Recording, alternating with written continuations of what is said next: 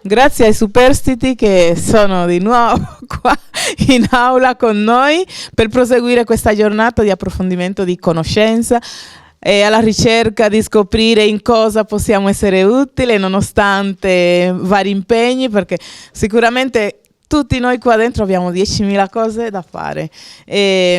Quindi prima di dare la parola ad Anita che guiderà un po' questo pomeriggio, io darei la parola a Mike, che è dell'associazione Onucas, che si presenta un attimo perché era previsto un breve approfondimento delle associazioni che sono nella diaspora, e quindi a Mike la parola. 2 minuti. Okay. Buonasera a tutti. Come abbiamo già presentato stamattina, io mi chiamo Mike come nome dato, mio vero nome è Kingsley Marabuchi Onoha, è lunghissimo, quindi questa associazione Onucas è un'associazione nata l'anno scorso, ancora bambina. Noi, come oggi stiamo parlando di coordinamento, noi stiamo cercando di formare un gruppo di stranieri o immigranti insieme ai cittadini per far conoscere la verità nostra, la nostra radice, la nostra origine, e poi cercare di anche conoscere quella di italiani o sad o meno, per poter andare avanti e vivere in pace. Io credo che l'obiettivo è quello, quindi visto che anche noi, o io almeno come penso, che se non conosci le cose ti può avere paura. Paura è una brutta bestia, vivere con le paure. Mano a mano che uno conosca la cosa si muoio paura. E poi c'è una cosa che stiamo preparando, che magari la svegliamo più in là per questa paura, la spiegheremo un giorno giusto, però ogni caso vorrei fare qualcosa insieme con i sadi, a prescindere, vogliamo essere insieme perché noi abbiamo fiducia che insieme si può fare tutto, ma singolarmente non arriverà da nessuna parte. In breve spiegazione credo che è questo. Grazie. Una cosa che non abbiamo detto del coordinamento stamattina, penso, è che sì, è un coordinamento regionale, però poi ogni territorio e ogni provincia, almeno quelle che sopravvivono ancora, hanno poi del coordinamento territoriale nell'area della provincia. Per Sassari e dintorni abbiamo MOR, dell'associazione Bati 5, amico del Senegal Bati 5, eccolo, cioè, dove eri finito? Dove eri finito? Quindi amico del Senegal che si può avvicinare qua, e anche lui come Mike ci spiega un attimo la sua associazione, che già da tempo lavorano a Sassari e provincia, ed è anche il nostro referente insieme all'associazione Amerindia e Carlos dell'Argentina. Buonasera a tutti. È importante, l'hanno detto stamattina tutti. Ok. Allora, buonasera a tutti, io sono Mor, sono il presidente amico del Senegal Bati 5 e sono il vicepresidente anche a IACAR, Associazione dei Senegalesi a Sassari, in provincia. Niente, noi abbiamo creato un'associazione nel 2009, Associazione Amico del Senegal, perché è un'associazione che l'abbiamo creata, che è un'associazione di volontariato. E noi lavoriamo di più anche con i bambini che hanno delle difficoltà a Sassari. E niente, abbiamo fatto tante attività ogni anno, per esempio da 11 anni stiamo facendo sempre festa dell'albero di Natale, che tutti i bambini che sono a Sassari che hanno problemi di regali di Natale, noi abbiamo raccolto tutti i regali di Natale e l'abbiamo dato a tutti i bambini senegalesi, italiani, tutte le etnie. Sì, l'abbiamo data a tutti. E stiamo organizzando anche il Mondiale dell'Integrazione. Ogni anno organizziamo il torneo di calcio con dei senegalesi, marocchini, nigeriani, italiani, tutti. Ci sono anche i consiglieri comunali, i poliziotti che hanno giocato insieme con noi, che hanno fatto sempre tanti casini con gli immigrati che non hanno dato i permessi di soggiorno, ma noi stiamo cercando sempre di dialogare con loro, di cercarsi di lavorarsi insieme. E niente, noi siamo sempre pronti a lavorare insieme con voi, con questa consulta immigrazione e diaspora. E niente, oggi siamo qua per dividere le nostre idee con voi e cercare di lavorare insieme con tutti. Grazie. Grazie a te. Grazie anche Amor. Abbiamo con noi, non possiamo non farsi presentare anche l'associazione senegalese del Nuoro e provincia, rappresentata da Suleiman, che ci dice in breve anche lui di cosa si occupa, anche magari cosa si aspetta da questo coordinamento. Suleiman. Non Suleimani, Suleiman. Lo dice Allora, adesso? grazie. Posso? Va bene, grazie. Allora, io sono, come ho detto prima stamattina, sono Suleiman, sono un cittadino senegalese e sono vicepresidente dell'Associazione Senegalese di Nuoro e Provincia. Come sapete voi, i senegalesi, anche gli altri, tendono ad avere un'associazione dove vivono per stare assieme e poi poterti dare anche una mano. Non aspettiamo sempre che arriva qualcun altro lo fa per noi, ma iniziamo noi, perché abbiamo una grande bisogno di integrarsi e anche di vivere con serenità e con pace in paese. Quindi impariamo le regole e il modo in cui si vive. E di solito l'associazione viene fatta, uguale a quelli di Sarsari, penso anche Cagliari, dalle persone che sono veramente integrate, senegalesi che capiscono la lingua italiana, le leggi, sanno come si vive qua, accolgono gli altri e cercano di formare una comunità che può essere vissuta bene. Già sappiamo che è successo con l'immigrazione, anche se ne facciamo uno di buono, ce lo segnano quando facciamo 10.000 di male, quindi è anche importante fare vedere, diciamo, il lato buono che abbiamo. Penso che ne abbiamo tante, anche chi sa come sono gli africani lo sappia bene.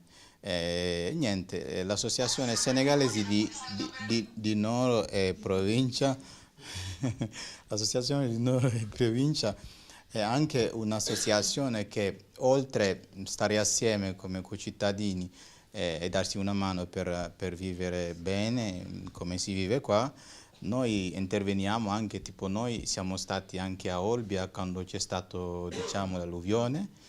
Penso che siamo stati anche i primi, non abbiamo aspettato che ce lo dice nessuno, siamo andati con poche cose che avevamo, abbiamo aiutato, tolto la melma, l'acqua.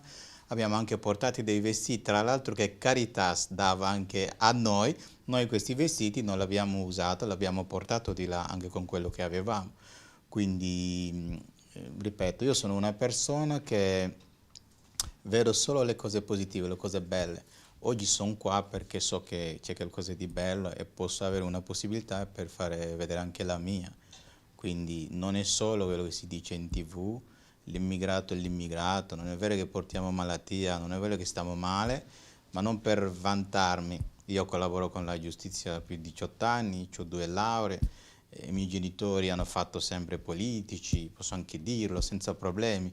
Chi mi vede però c'è un bel cellulare, inizia a insultarmi perché, ma questo sappiamo che l'ha fatto Felpa Pig, per chi non conosce Felpa Pig, poi ve lo racconto dopo, è colpa sua perché lui per avere i voti utilizza tutto questo. Quindi è ben normale che voi sappiate che chi siamo, perché siamo qua e cosa vogliamo fare. Quello che vogliamo fare è che stare un blog, un rete umano che fa vedere le cose umane e le cose belle. Ok? Va bene, grazie. Finito i minuti. Se ci dici tutto oggi poi non hanno più interesse ad andare. Bene, diamo la parola anche all'associazione rappresentata da Emelina Rodriguez, che fa parte del coordinamento, è proprio una delle costituenti. Vogliamo sentire di cosa si occupa la SD di Emelina.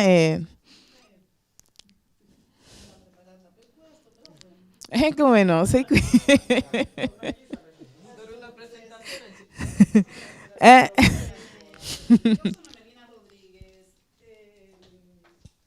Generalmente mi occupo del sport. Sport per tutti, perché con il sport noi sappiamo bene che è salute. Indipendentemente da tutto, il settore principale con il quale collaboro è con la disabilità. Io sono ipovedente e quindi mi vedo più relazionata con queste parte della società. Indipendentemente da tutto, la nostra associazione collabora con tutte le associazioni a livello regionale e a livello comunale, anche in tutti i comuni. Collaboriamo per tutte le attività, manifestazioni, aiuto, perché è vero quello che dice lui. Generalmente ci vedono a noi stranieri come qualcosa che portiamo di cattivo, invece sappiamo benissimo che la cultura latina, la cultura dell'Africa e degli altri paesi ha arricchito molto la cultura della Sardegna, come noi ci siamo arricchiti con la vostra cultura. Quindi siamo a disposizione per qualsiasi cosa o aiuto, collaborazione che volete. Grazie. Bene, bene. Presidente dell'associazione Quisqueya, anche lei una delle costituenti del coordinamento. Non si può esimere. Ci dica due parole su... Ma io volevo darle veramente la parola agli altri, alle persone nuove. Io sono vecchia in questo gruppo. Hanno bisogno di sapere che cosa facciamo ognuno di noi. Sì. No, esatto, non ho neanche il trucco, un figlio di Cipria. Comunque, il mio nome è Zoraida Dolores della Rosa, per chi non mi conosce, e sono la presidente dal 2010 dell'Associazione di Promozione Sociale Quisqueya, che è un'associazione che è nata nel 2010 e porta tutti i tipi di attività collegate alla Repubblica Dominicana qui in Sardegna e porta anche le attività sarda in terra dominicana, perché è un'associazione che la chiamiamo Sarda Dominicana, perché è nata soprattutto da un gruppo di donne sarde, donne dominicane coniugate, donne e uomini dominicani coniugati con sardi, quindi è un'associazione completamente mista, noi nasciamo già integrati e abbiamo dei figli che sono integrati perché nascono già nel nostro nucleo familiare e vogliamo portare comunque questa bella esperienza ad altri gruppi e vogliamo anche arricchiscere delle vostre esperienze, l'esperienza di tutte le etnie presenti qui in Sardegna. Quindi cos'altro dire? A tempo perso faccio da vice coordinatrice assieme a Felix che poi non è perso perché siamo qua 2 giornate, quindi c'è un bel lavoro dietro ogni organizzazione, quindi vogliamo portare avanti questo esempio di buona volontà, della buona volontà di stare insieme e di creare qualcosa di grande insieme, perché solo così possiamo crescere, possiamo diventare, far diventare la nostra voce proprio forte. L'unico modo è essere uniti, lavorare insieme. Grazie Zoraida. Bene, non posso non dare la parola alla Repubblica del Benin, no? La Repubblica del Benin, che il nome dell'associazione ha un significato che ce lo dice lui e ci dice in breve anche di cosa si occupa l'associazione in breve, perché fa tante belle cose, ha fatto e ne farà. Felix, che poi è il nostro moderatore, però siccome si è perso un attimo, non so dove era, cosa stava facendo.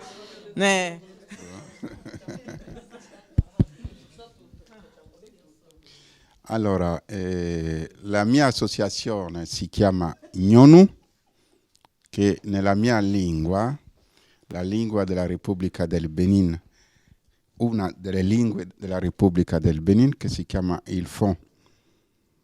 Metto un po' l'accento su una, perché purtroppo sento spesso dire qui, in Africa sono così. In Africa tutti parlano Wolof, in Africa si parla no. Il Benin è un piccolo stato, 114.000 km², e ci sono più di 90 lingue, non dialetti. Ogni lingua con i suoi dialetti. Quindi non basta dire ho visto Felix che parla questo e l'altro che dice che viene dal Benin e non si capiscono. È così. Più di 90. E questo è quello che aiuta a dividersi. I colonizzatori hanno usato queste cose. Prima questi stati, lo sapete come l'hanno creati. Sono stati creati sulla carta per poter continuare a mantenere sotto dominio e a mantenere sotto il concetto aiutiamoli a casa loro. Detto questo,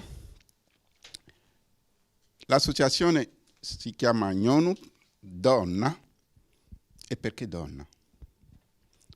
Perché semplicemente la donna che vogliamo o no è al centro di tutto.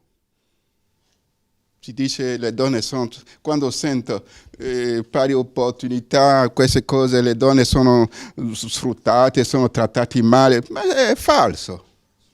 È una finta. Sono le donne che hanno il potere della vita. Non c'è nessuno che è arrivato tramite un uomo qui. No, se qualcuno è arrivato tramite un uomo, che è l'uomo che l'ha tenuto, che alza la mano.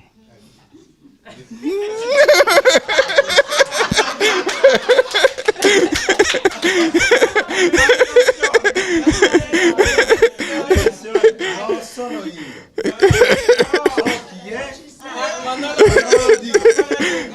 No, non esiste. Quindi, e poi io ho avuto l'opportunità di partecipare già quando facevo la mia tesi di laurea ai progetti di cooperazione nel 87. Da 87 a oggi ho visto tutti i progetti che sono passati nel mio paese, i progetti che hanno avuto un seguito, sono progetti sostenuti dalle donne. Quando passa tramite gli uomini, sparisce, non appena finisce il progetto, non ha più un seguito. Ecco perché quando mi sono ritrovato in Sardegna e mi hanno suggerito di creare un'associazione, ho detto proviamo qualcosa, però senza la donna io non ci sto. E già sono tra due donne. Quella che è arrivata prima di me è una donna, dopo di me una donna. Quindi la mia fortuna sono sempre le donne. E quindi io ci credo molto e lavoro molto con le donne. E noi nel campo, ho detto l'associazione si chiama Nyonu, che abbiamo detto Associazione Sarda per la cooperazione internazionale e sostegno alle donne. Cosa facciamo concretamente? Molto semplice. Nel campo della cooperazione internazionale, avendo avuto questa opportunità di conoscere i problemi della mia località, del mio paese, abbiamo cercato di portare avanti alcuni progetti. La nostra economia è basata sull'agricoltura. Abbiamo una filiera che ho notato che è stata trascurata, che è la filiera del karité. Le donne, ancora, voi avete sentito parlare di karité di un modo o l'altro, per forza. Purtroppo questo karité, quando arriva qui, vi mettono 0,0007 grammi e vi dicono burro di karité puro. È falso. Io lo porto il mingiore allora ho pensato che bisogna rilanciare questa filiera, partendo del fatto che sono un ingegnere agronomo di partenza, prima di diventare nutrizionista. Quindi è uno dei grandi progetti che abbiamo portato avanti nel mio paese con la collaborazione delle competenze sarde, altrimenti non si chiamerebbe cooperazione, è sul rilancio della filiera karité, partendo proprio dalla produzione. Il Carité ha questa difficoltà, per entrare in maturità dura 25 anni prima di vedere il primo frutto. E allora noi ci siamo detti, ma è una filiera che rende 1 chilogrammo di burro di Carité puro, noi a casa mia lo compri massimo a 2 euro, ma quando arriva qui costa 150 euro. Fate il conto e mi dite se non è una filiera da promuovere.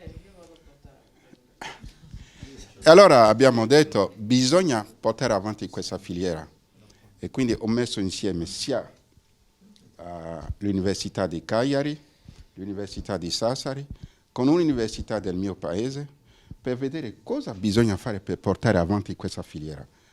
E abbiamo iniziato proprio da zero e stiamo ancora lavorando.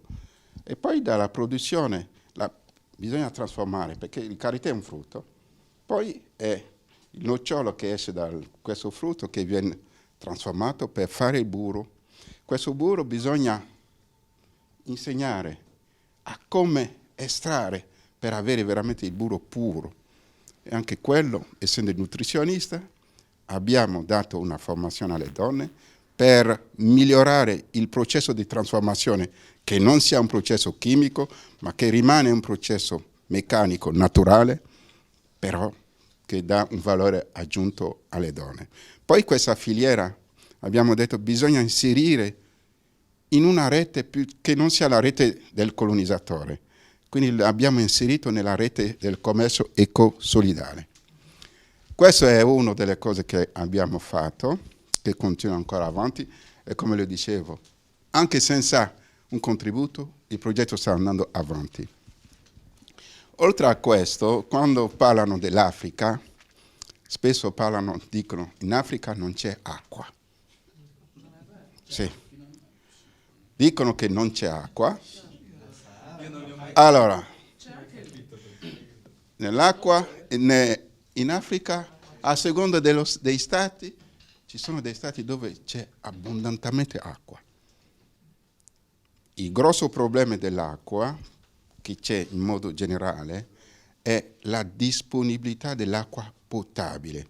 E perché non c'è questa acqua potabile, ancora lì l'impatto di incontro con le civilizzazioni occidentali ha fatto perdere il sistema di avere l'acqua potabile.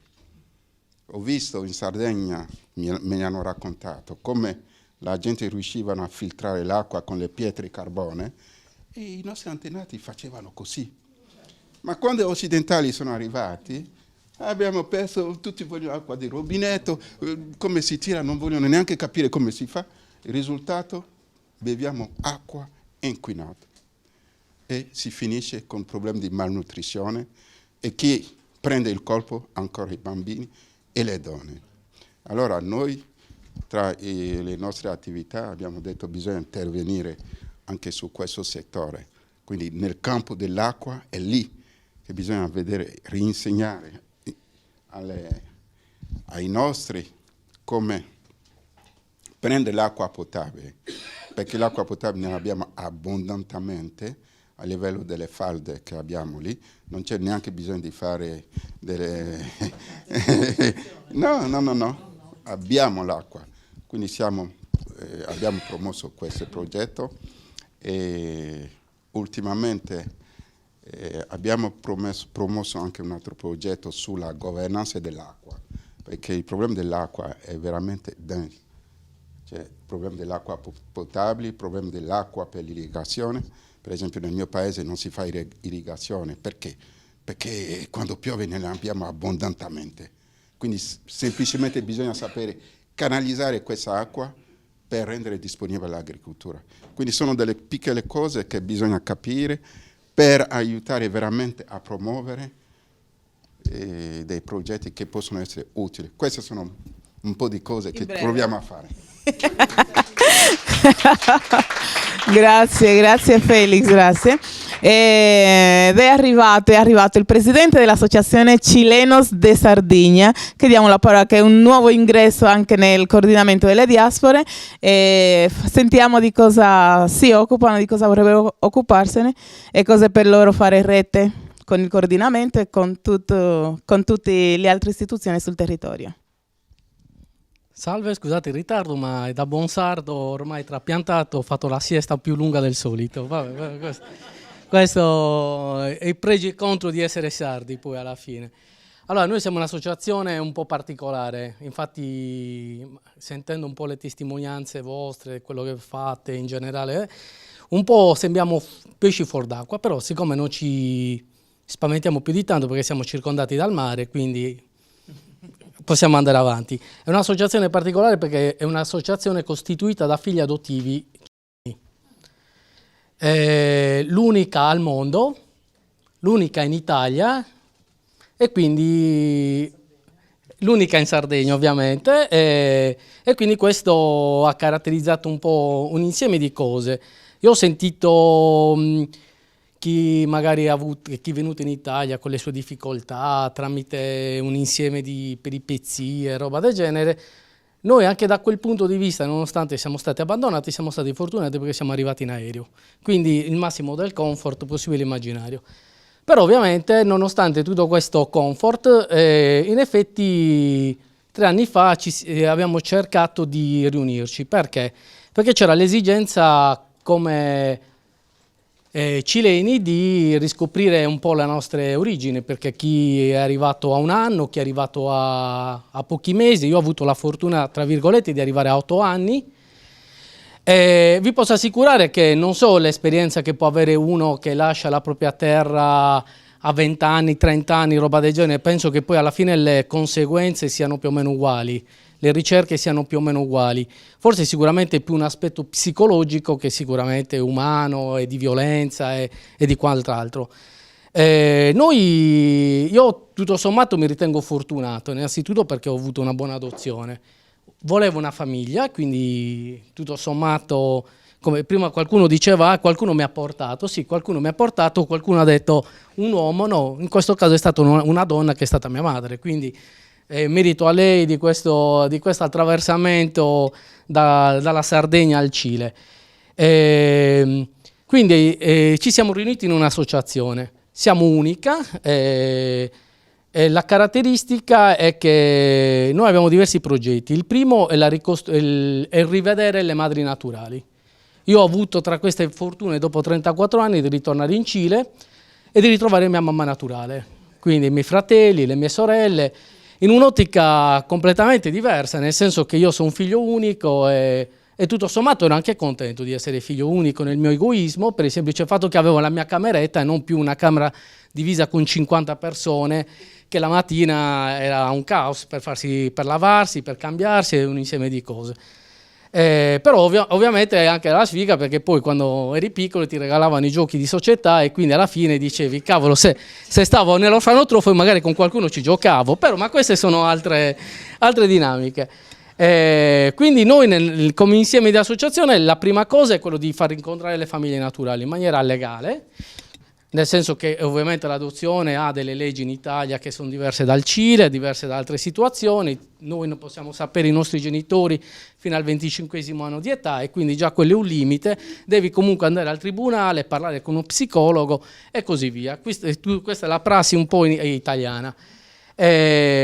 E quindi io ho avuto questa fortuna dopo 34 anni di fare questo viaggio con una televisione cilena che ha fatto un documentario proprio sulle adozioni, per il semplice fatto che è nato un problema, che la maggior parte delle adozioni dal Cile sono fatte in maniera illegale o comunque hanno avuto degli svolti illegali. Soprattutto non tanto in Italia o in Sardegna, ma tanto per esempio in Svezia. In Svezia su 6.000 adozioni cilene, 4.000 sono state fatte in maniera illegale. Addirittura venivano scelte su un album dei panini, delle figurine, roba del genere, in base alle caratteristiche, se le vogliamo verde, bianco, rosso, blu. E questo ovviamente c'è un processo adesso in corso anche presso la Camera dei Deputati. Infatti noi abbiamo testimoniato come associazione, quanto siamo stati cercati anche per fare questa testimonianza, e il 20 febbraio siamo proprio in consolato per parlare col Presidente della Commissione che si occupa di queste cose.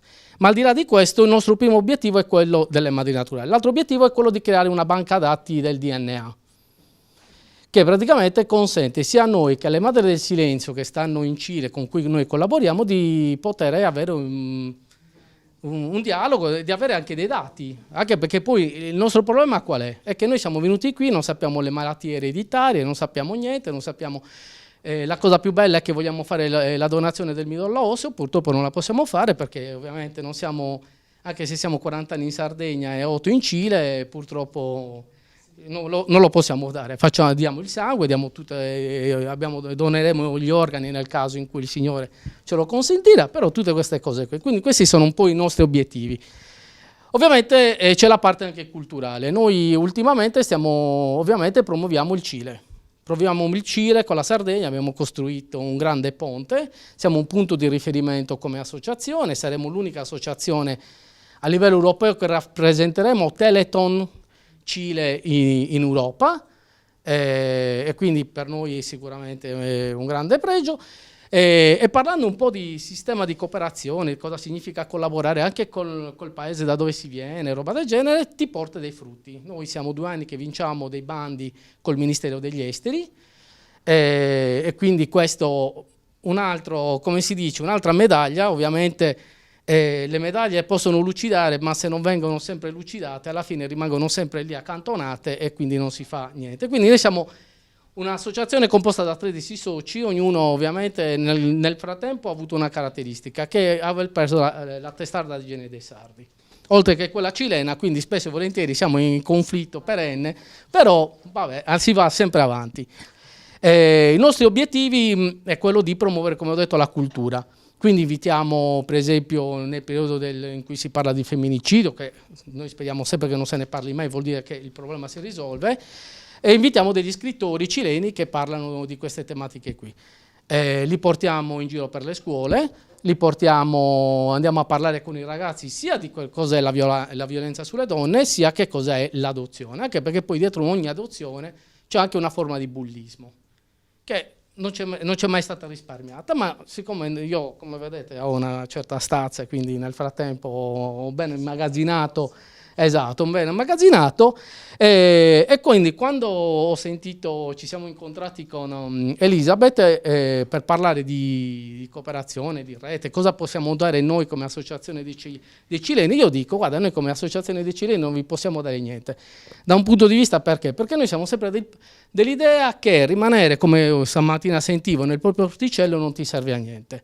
Aprirti le menti e quindi collaborare anche col Sud America, con la Colombia, Bolivia, visto che comunque ultimamente voi sapete quello che sta avvenendo in Cile, quello che avviene in Venezuela, roba del genere. Allora, prima quando eravamo un po' più piccoli, quello che poteva capitare in Cile ci interessava fino a un certo punto. Poi ovvio che si innesca quel meccanismo che ti accende una luce e dice, cavolo, adesso c'hai tua mamma, c'hai tua sorella, tuo fratello, magari sono in piazza, magari stanno manifestando, magari oggi li hai visti su WhatsApp, videochiamata, domani mattina magari li vedi il funerale, perché magari c'è tutto un insieme di cose. Quindi noi non siamo qui oggi per dare qualcosa, se non la nostra testimonianza ovviamente, ma siamo qui per prendere qualcosa in maniera egoistica, perché secondo me quello che un po' caratterizza, perché ne stavamo parlando anche ieri a cena, un po' le associazioni presenti un po' in Sardegna o nel Cagliaritano, io dico, è quello che non si fa mai una rete effettiva. È sempre, non so perché, comandata da qualcosa, da qualche interesse chissà oscuro. Per i miei interessi sono semplicemente uno, che se il mio interesse è uguale a quello del colombiano, uguale a quello del venezuelano, uguale a quello dell'Eritrea, io perché devo sempre bypassare sempre attraverso altre cose? No, c'è quello, è un obiettivo, io devo arrivare ad A, ci devo arrivare nel tempo minore esatto, e quindi questo secondo me è fare rete. Fare rete significa che se io ho la possibilità di far presentare un libro in una scuola, perché non devo dare questa possibilità a uno che arriva dalla Nigeria di presentare per esempio un libro in una scuola? Perché magari da solo non ci arriva. Però siccome noi nel frattempo abbiamo fatto questo passo, siamo entrati nelle scuole, abbiamo le persone che ci possono aiutare, non è perché noi siamo i più bravi, perché comunque nel frattempo noi abbiamo sperimentato con i successi e gli insuccessi, perché questo è ovvio, non è che quando si fa un'associazione siamo tutti bravi, no, perché già il primo giorno che andiamo all'ufficio delle entrate non sappiamo neanche dove metterci le mani, innanzitutto. L'altro problema è trovare 10, 5, 6 persone che vogliono entrare magari nel direttivo per prendere le decisioni altrimenti sei l'unico pirla veramente che prende le decisioni e poi ti chiamano e ti dicono guarda che hai fallito un bando per colpa tua, e quindi questo è l'insieme. E quindi secondo me il fatto di fare rete, di far partecipare, innanzitutto vi ringraziamo di averci fatto entrare nel coordinamento, e concludo, perché noi pensiamo che ogni singola persona, essendo sempre circondati dal mare, il mare non sarebbe quello che è se non in un insieme di gocce, e se quelle gocce noi ci mettiamo una diga, lo tappiamo, semplicemente lo tapperemo fino a un certo punto, ma poi l'acqua si riprenderà sempre la sua strada, e quindi ovvio che è tutta la collaborazione che viene ovviamente a venire. Quindi vi ringraziamo per averci invitato e averci fatto entrare nella vostra casa. Grazie a voi. Ci sono 3 ragazzi, 2 gemelle e un ragazzo di Scalaplano. Ce Ne diamo tanti. No. Però trasferiti forse adesso. Guarda, il problema più grande degli adottivi. Guarda, il problema più grande degli adottivi qual è? Che molti non lo sanno veramente. Cioè, molti non lo sanno. Molti non lo sanno. Perché adesso, per esempio, prima tu c'era. Mereu, però non sono di Scalaplano. Stanno a Oristano. Può essere. Uno sta a Milano e uno sta. Esatto. Il maschietto perché no, ma sono grandi però, Sì, sembra, avranno quasi 40 anni. 40 anni, sì, perché siamo tutti venuti in quegli anni. Sono giovani. Sì, diversamente giovani. Sì, no. Però tu conta che il problema maggiore degli adottivi è uno solo. Innanzitutto prendere coscienza di che cosa è essere figli adottivi, perché c'è gente che non ha mai presa la consapevolezza di essere figli adottivi. E poi l'altra è parlare.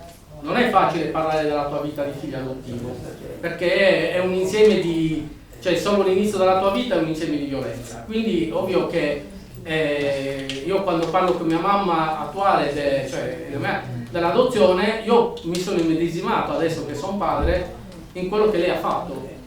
Però ti posso assicurare che per lei non è stato facile, perché comunque io ho vissuto delle tipi di violenza, altri ne hanno vissuto addirittura nelle famiglie da cui sono state adottate. Quindi quando tu vai a parlare di adozione, quando tu vai a parlare, facciamo associazione, parliamo di questo, ovvio che c'è un rifiuto generalizzato, quindi questo è ovvio. Però noi per esempio il 19 di settembre, che festeggiamo la nostra festa patria, per esempio ci apriamo al pubblico. Infatti quest'anno avevamo uno dei più grandi muralisti cileni che ha fatto murales nel periodo di Pinochet, e avevamo uno dei fondatori degli Inti Limani. E quindi ecco, questo è giusto uno degli altri progetti che stiamo portando avanti quest'anno, che porteremo a luglio, è quello proprio di fare un concerto degli Inti Limani in Sardegna assieme agli Stentales, giusto sempre per unire Cile e Sardegna. Grazie Giorgio. Come potete notare, quindi tante diversità all'interno di questo gruppo. E non possiamo non dare la parola al presidente di Colors of Life, le Filippine, Glenn Texon.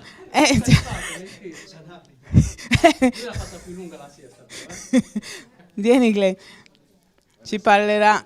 Dai 2 minuti ci dici di Colors of Life, che tra l'altro è appena rientrato. No, è giusto. A finta. No, però l'audio va al video. Ah, ok. No, sono appena arrivato, non lo so cosa devo dire. Ho mancato. Presenti l'associazione? Ok. Che è uno dei costituenti del coordinamento. Ok. L'associazione si chiama Colors of Life. Abbiamo 13 soci. Il nostro obiettivo è promuovere la cultura filippina, qui a Cagliari e anche aiutando la comunità filippina in diversi modi, tipo fiscale o legale, cercando lavoro. No, ho dimenticato tutto. Ero in vacanza. Ero in vacanza per, come si chiama? In vacanza, insomma. Per lavoro. Sto riprendendo tutto adesso, anche questo. Abbiamo fatto una rete con il coordinamento, perché io penso da solo non ce la faccio. Anche all'inizio ho fatto questo, all'inizio facevo da solo. Siccome il lavoro sta crescendo molto di più e non ce la faccio più, per cui ho creato questa associazione.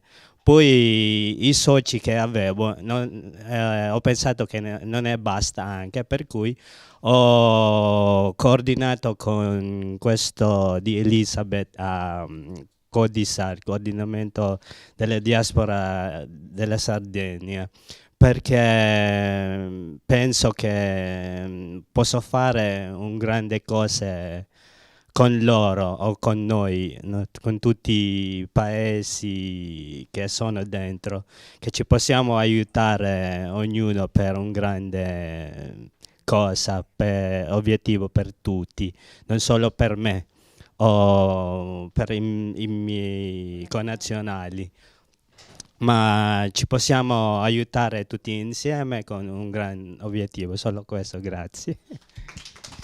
Emozionato.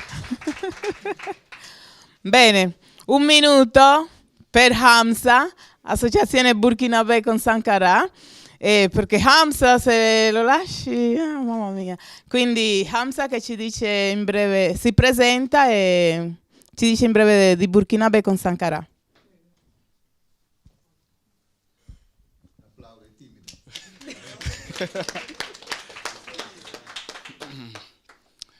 Io sono Hamza Sebene, vengo dal Burkina Faso, sono venuto in Italia 18 ottobre 2015, poi sono qua, sto lavorando associazione, prima avevo lavorato associazione a Roja, e poi adesso Elisabeth, e me la dicono che adesso io sono burkinabè, bisogna creare nostra associazione. Avevo creato questa associazione nel 2019 e poi 2019 agosto, eppure noi avevo creato per questo processo, per creato adesso per mettere insieme un po' i ragazzi del Burkinabè che sono in Sardegna e poi sì. Allora io adesso a questo punto nostra associazione non ho ancora tempo, adesso è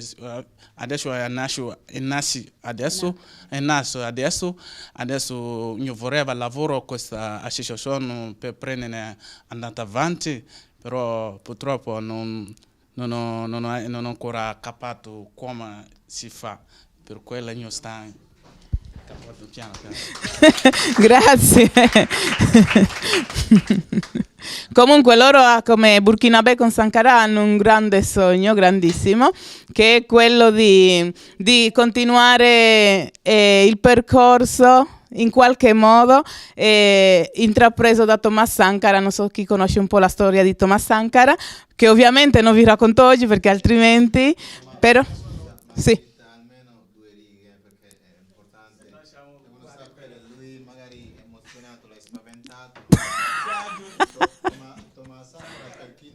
Quello che dicevamo prima, Thomas Sankara era anche, guarda, stranamente un militario, ma un militario con una mente molto lucida. Lui aveva dimostrato che gli africani possono stare da soli, tra virgolette, cioè lavorando con la cultura, con le cose che abbiamo. Quando andava all'Unione Internazionale, tutti gli stati le dicevano non ho bisogno di voi e si offendevano, perché avevano capito questo, se si allarga un po' noi perdiamo interessi in Africa. purtroppo l'hanno fatto ammazzare il suo fratello, diciamo, militare come lui, perché lui andava, un presidente che andava a coltivare con tutti, i campi era ogni giorno. Possiamo vivere con quello che abbiamo. Poi ce l'hanno ammazzato. Quello è Thomas Sankara. Scusate, quell'uomo non posso non dire niente su quell'uomo. Grazie. Esatto. Su quell'uomo mi dovete permettere di spendere anche una parola, perché essendo confinante con il Burkina Faso, allora bisogna dire, questo uomo, questo Thomas Sankara, oggi, se andate in Burkina Faso, i vestiti che indossano tutti, fatto da loro, è il primo che ha portato la sua popolazione a usare i vestiti locali. Vedete la gente con un caldo incredibile che si mettono la giacca con la cravatta perché l'hanno colonizzato. E lui ha fatto cambiare questo. Oggi, grazie al cotone prodotto lì, la gente si veste. Grazie. Thomas Sankara. Sankara. Sì, Thomas Sankara, ancora Thomas Sankara, nel suo mandato, che durò 4 anni, ovviamente perché lo uccisero,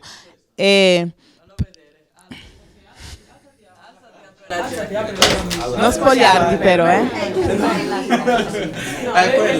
Però tu mi devi mandare i vestiti poi sulla foto, allora i vestiti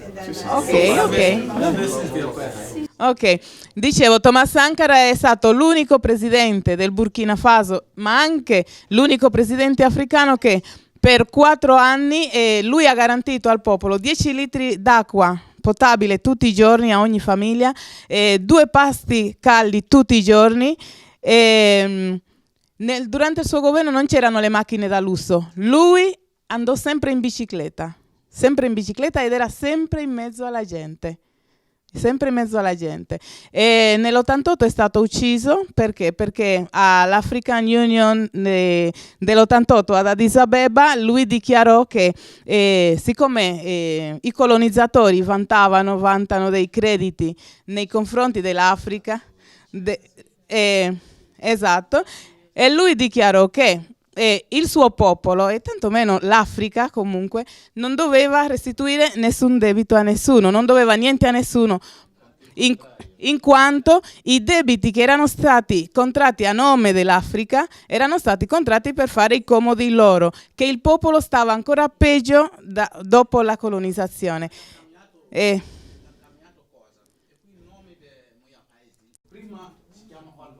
Alto Volta era prima. Adesso lui è venuto e ha cambiato Burkina Faso. Burkina Faso significa Nutrulland, non lo so se spiega l'italiano. Significa qualcosa. Allora, significa in italiano Burkina Faso significa uomo integro. Ok, uomo integro, quindi che non si vende. Beh. E quindi questi ragazzi loro sono un gruppo, non parlano bene l'italiano, qualcuno un po' di più, qualcuno un po' di meno, e quindi il coordinamento vuole anche in questo aiutarli a migliorare il proprio italiano. E Hamza, posso dirlo, giusto? È arrivato che non parlava quasi con nessuno, lui, con nessuno, e poi non sapeva leggere, posso dirlo, sì. Perché nel suo paese non è mai andato a scuola, no? Era a lavorare per aiutare in famiglia. E lui qui è andato a scuola, adesso lui può scrivere il suo nome. Abbiamo fatto prima, chiedendo di partecipare a questo, e lui ha scritto un bigliettino, l'ha scritto in italiano, ok? E quindi ha fatto grandi passi.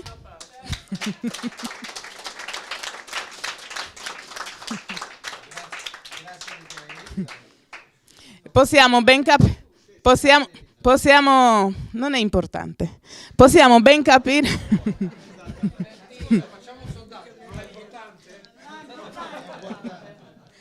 Non è importante rimarcare, è importante che lo faccia, sì. sì, sì. Sì, non è importante. Sì, sì. E quindi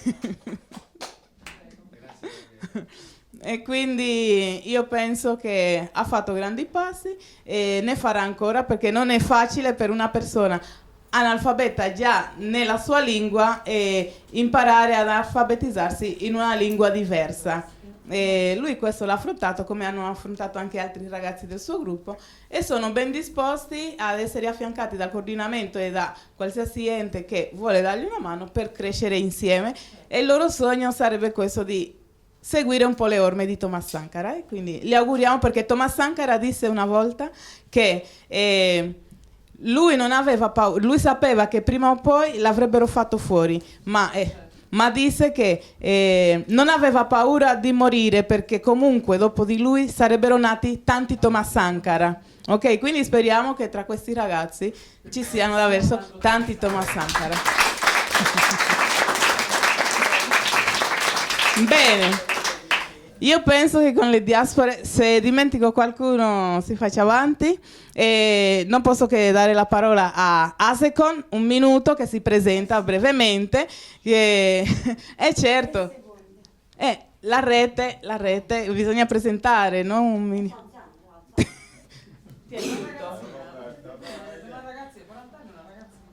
Roberta manca, quindi non c'è. No, non ci sono mai, il bello è quello. No, io appartengo all'Associazione Amici Senza Confini, è una ONG. Ci occupiamo di cooperazione internazionale, quindi facciamo prevalentemente progetti di sviluppo.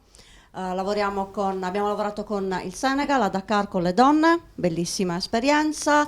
Abbiamo lavorato in Kenya con una scuola dei mestieri, quindi di formazione professionale. Adesso stiamo lavorando in Tunisia, abbiamo una convenzione direttamente con il governo tunisino, ci sarà un interscambio tra la Tunisia e la Sardegna.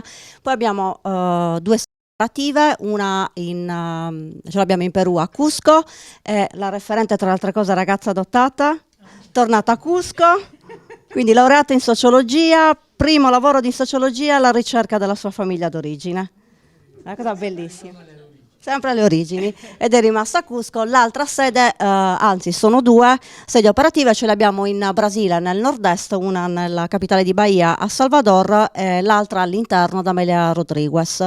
Questo è quello che più o meno facciamo, collaboriamo con diversi enti, diverse associazioni a livello nazionale e internazionale, per di più nel 2011 collaborando con diverse associazioni.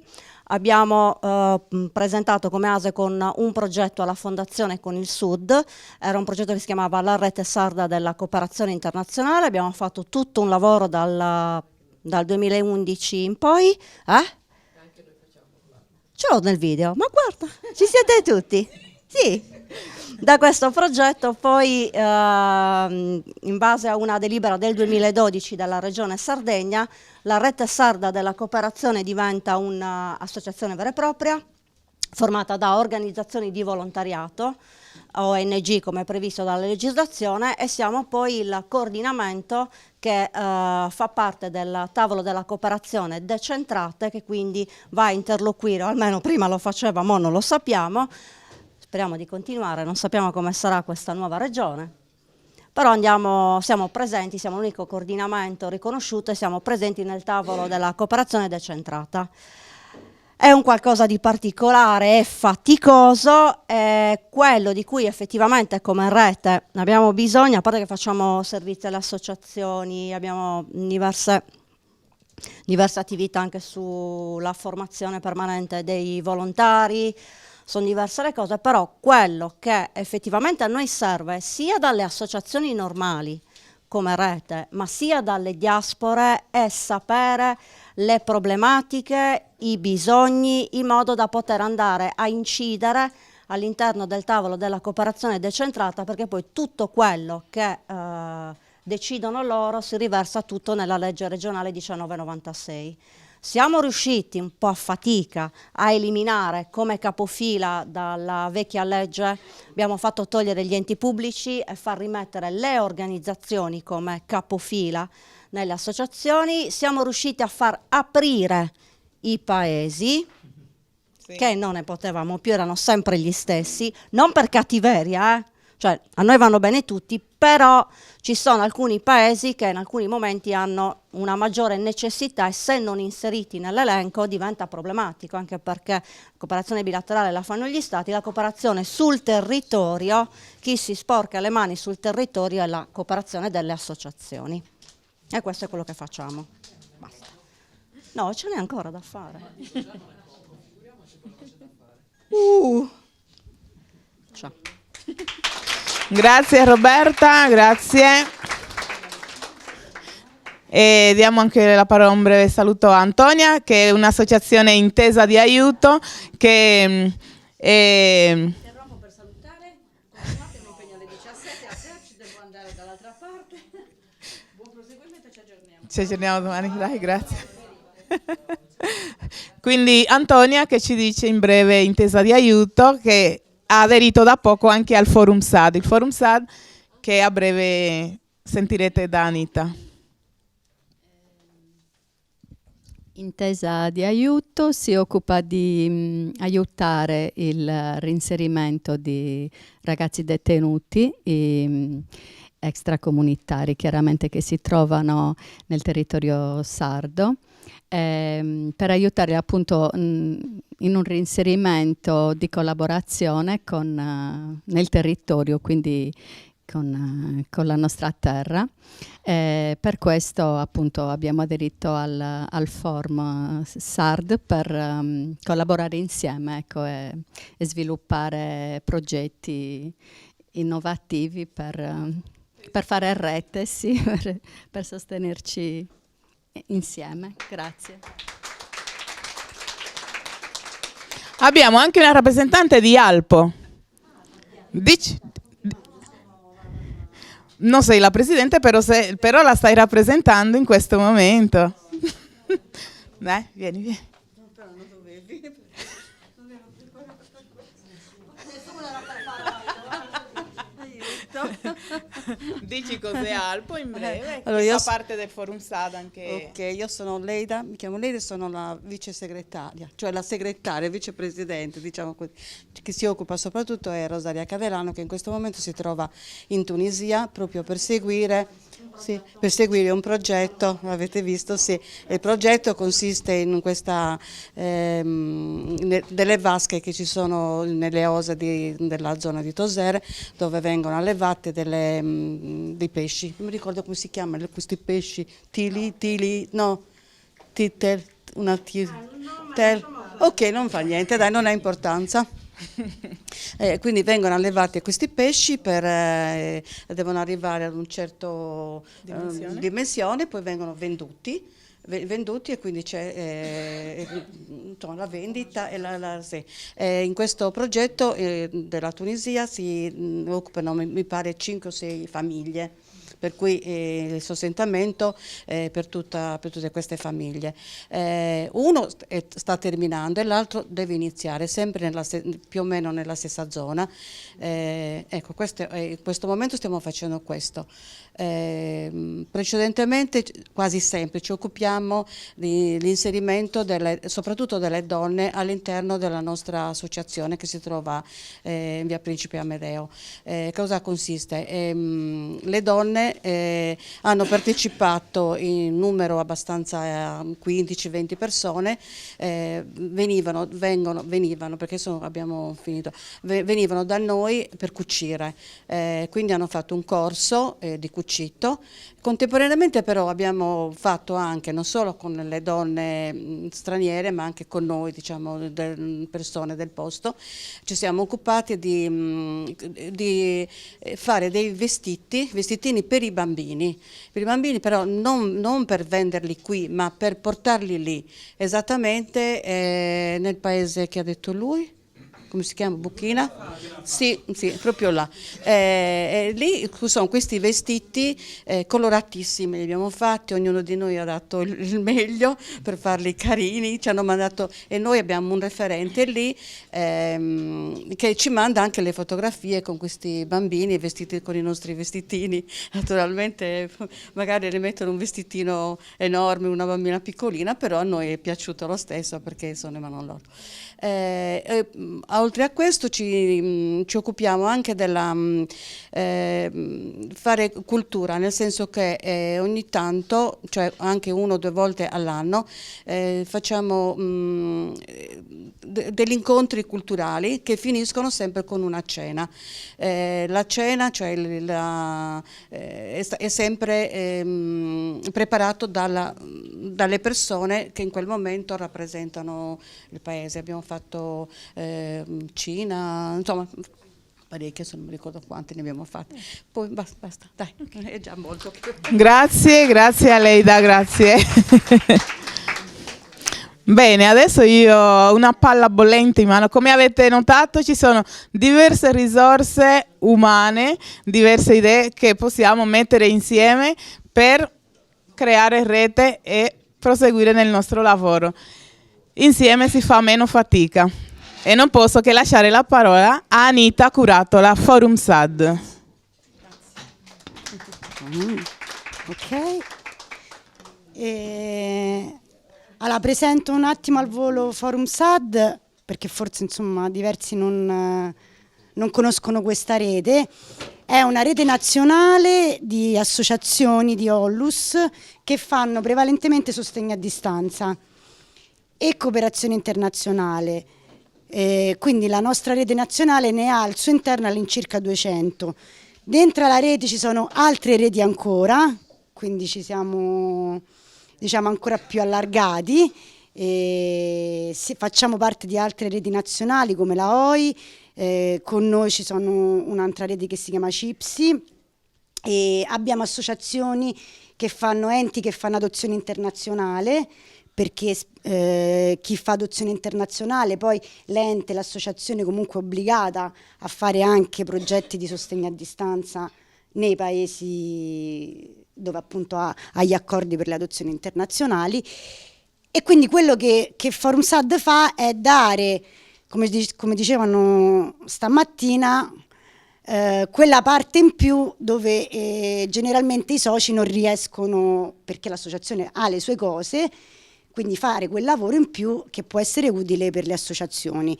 Quindi nell'ambito istituzionale lavoriamo a livello nazionale con l'AICS, con diversi ministeri per portare avanti alcune tematiche che riguardano l'infanzia, piuttosto che la cooperazione internazionale, piuttosto che altri temi.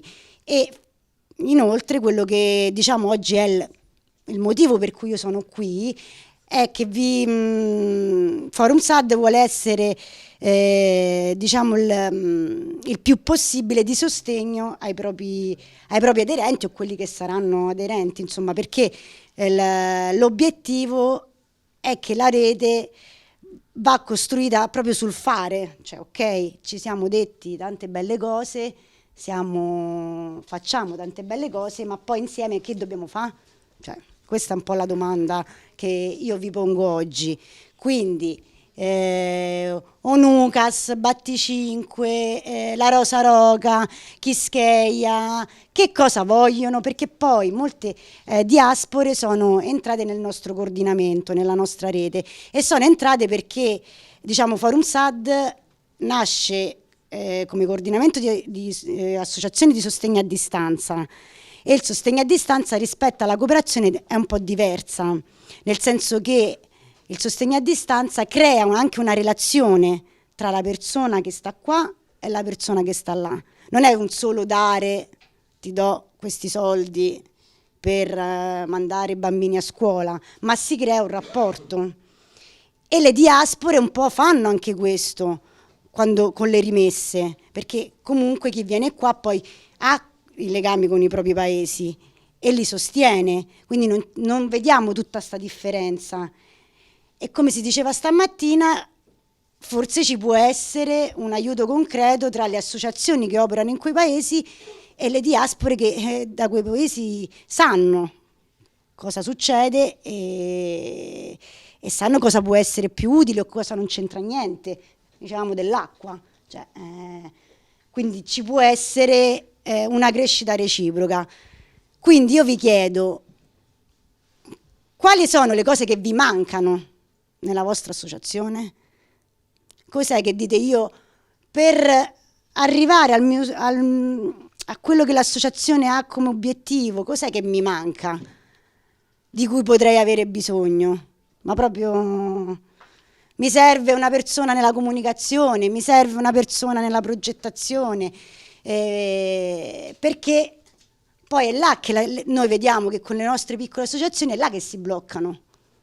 Cioè ci dicono, vabbè, ma noi siamo in uno, che Forum SAD che vuole da noi? Cioè, non possiamo... Allora vi serve un aiuto in questo? Perché poi la rete è questo, ok? Io sono uno, però noi siamo in 3, forse se ti segnalo un progetto e ti seguo nello scriverlo, per vincerlo ti può aiutare? Non lo so.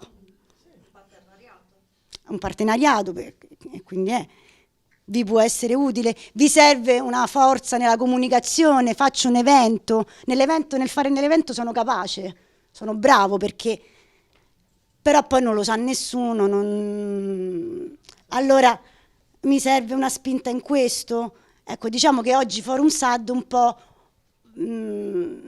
vi tende un po' la mano in questo senso, nel dire ok, alcuni di voi, insomma, Elisabeth poi ve ne ha parlato, siete entrati in Forum SAD, ma certe volte uno non sa neanche, ok, va bene, ma perché? Cioè, che senso ha? Quindi fare rete con un avere anche un senso specifico. Quindi questo che vi viene in mente? Perché la domanda non era così, era proprio la risposta. Che cosa voglio fare io come associazione? Alcune cose le avete dette, ma soprattutto quelle nuove e piccole, che vogliono fare? Ognuno parli per la sua, però dargli più, però dare più voce, ok? Quindi nella comunicazione, quindi vi serve informazione, cioè che vengano comunicate le vostre attività e iniziative? Cioè oppure uno dice io sono, cioè Occhi fa questo per me, nel senso non è quello che mi manca. Forse un sondaggio andrebbe fatto prima. Infatti è stato fatto. Però siccome siete in tanti e diversi, no? Hanno risposto in 3, oggi adesso ho contato su 12 associazioni, diciamo... Facciamo parlare una per una, le associazioni se hanno un'idea ce la dicono. Esatto. Così. Posso dire la mia? Un aiuto nella progettazione. Quindi progettazione vi serve. I bandi li sapete individuare? A volte sì, molte volte sì. Ok, quindi progettazione. Qualcuno ha bisogno di individuare i bandi invece? Sì, stavo per dire l'assistenza, che va ancora la partecipazione ai bandi. Ok. Perché molte associazioni non lo sanno. Non sanno neanche che esistono i bandi.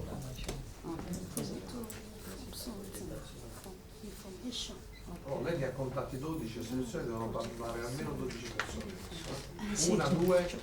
Come ho detto prima, che dipende di cosa intendi, perché informazione ho compreso varie cose, quindi io ho detto informazione, per esempio progettazione o cercare band, magari c'è qualcuno di noi che sa fare questa cosa. Esatto. Però in generale informazioni che compreso tante cose. Esatto, per esempio a livello organizzativo, cioè come è strutturata la mia associazione? Cioè, nel senso che riesco a avere i volontari che mi aiutano? Okay. E quindi quello ci siamo. Per esempio, riesco a avere, la mia associazione comunque riesce a reggersi con persone che volontariamente mi aiutano nel fare un evento. Se contiamo su, per esempio, adesso per esempio il coordinamento, ci sono alcuni che fanno parte di coordinamenti che possono organizzare le cose, ci sono alcuni che possono fare le altre cose, quindi in quel senso, per essere preciso, se ognuno di noi magari deve dire esattamente cosa che gli manca personalmente, perché l'associazione sono tante persone. Però io so, sì, ok. Però io so, per esempio nella mia associazione, c'è chi sa raccogliere i fondi? Sì. Ci sta? Ci sono quello. Ricerca di finanziamento. Ci sono? Cioè, è da mettere? Da mettere. Ah, ok. Ah, ecco, non c'è. Lei ha spiegato. Se la vostra associazione come gruppo avete una carenza, un qualcosa, può essere un referente, volete? La carenza è un referente? No, io ho queste 2 o 3 cose, un po' magari stiamo facendo un po' diverso. Per cercare il fondo. Ce l'hai chi? No, io non so, non sai? Non ne ho ok. che è capace di allora, ma c'è un'altra che ha quella capacità. Ma tu ce l'hai nella tua associazione? L'associazione ce l'hai? Allora a posto. E cos'è che non hai? Quello che non hai. Cosa ti manca nell'associazione? Dove avete difficoltà? Ci sono delle persone competenti che c'è nell'associazione. Ma qualche pecca ci sarà?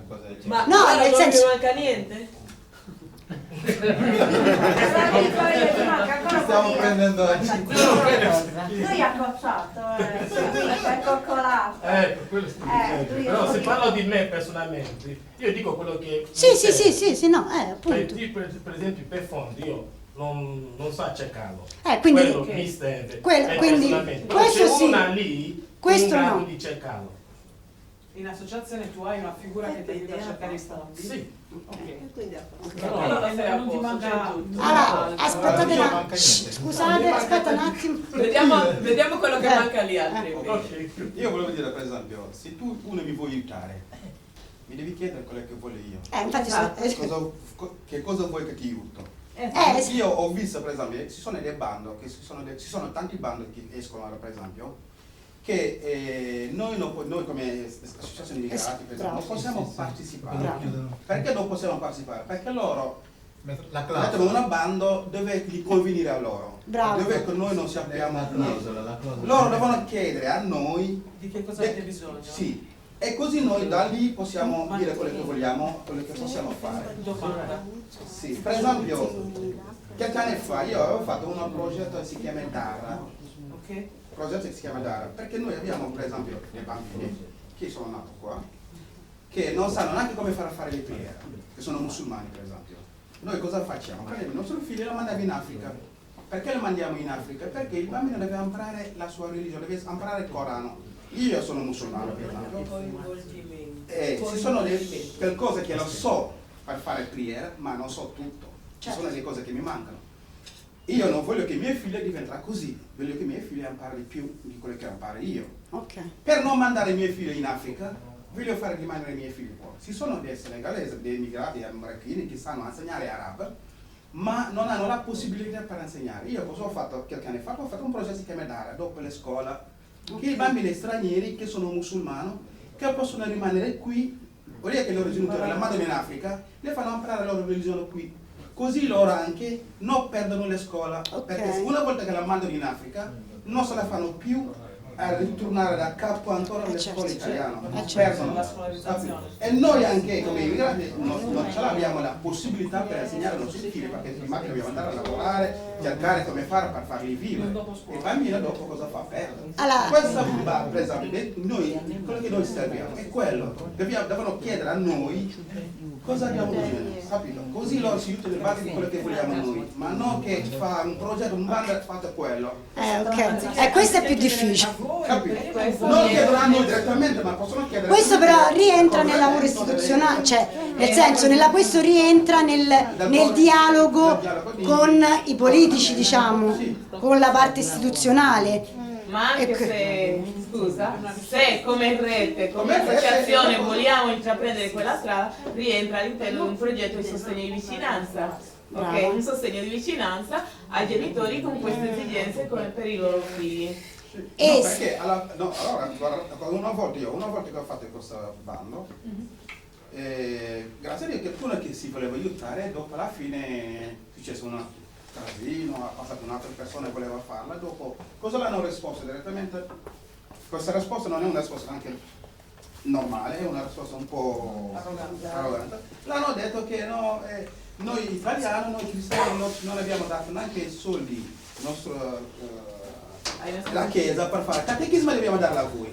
Ecco. Ah, mi ha detto così, siccome non paghiamo per il catechismo italiano, ma la darla a voi. E non è un problema è un problema perché noi dobbiamo far rimanere i bambini per noi tornare in ma infatti non ha senso. senso.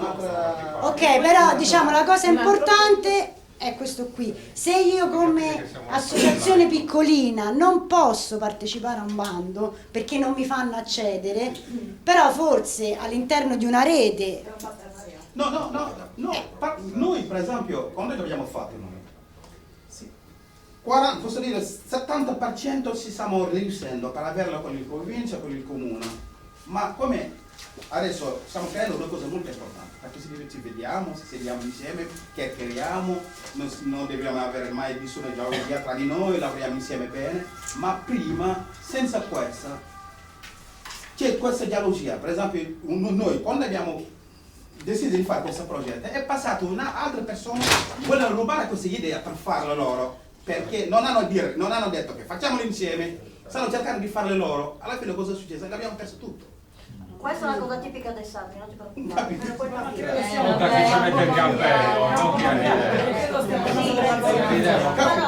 Ok, la signora un bando che voi avete presentato questo progetto per fare questa cosa. Ok, no, aspetta, andiamo avanti che c'era la signora, se no lei ha alzato la mano?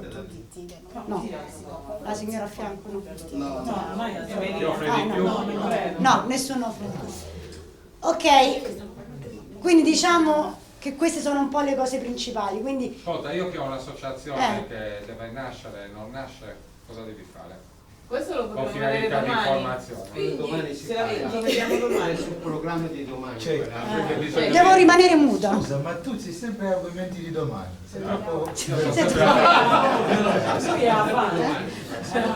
Devi venire domani.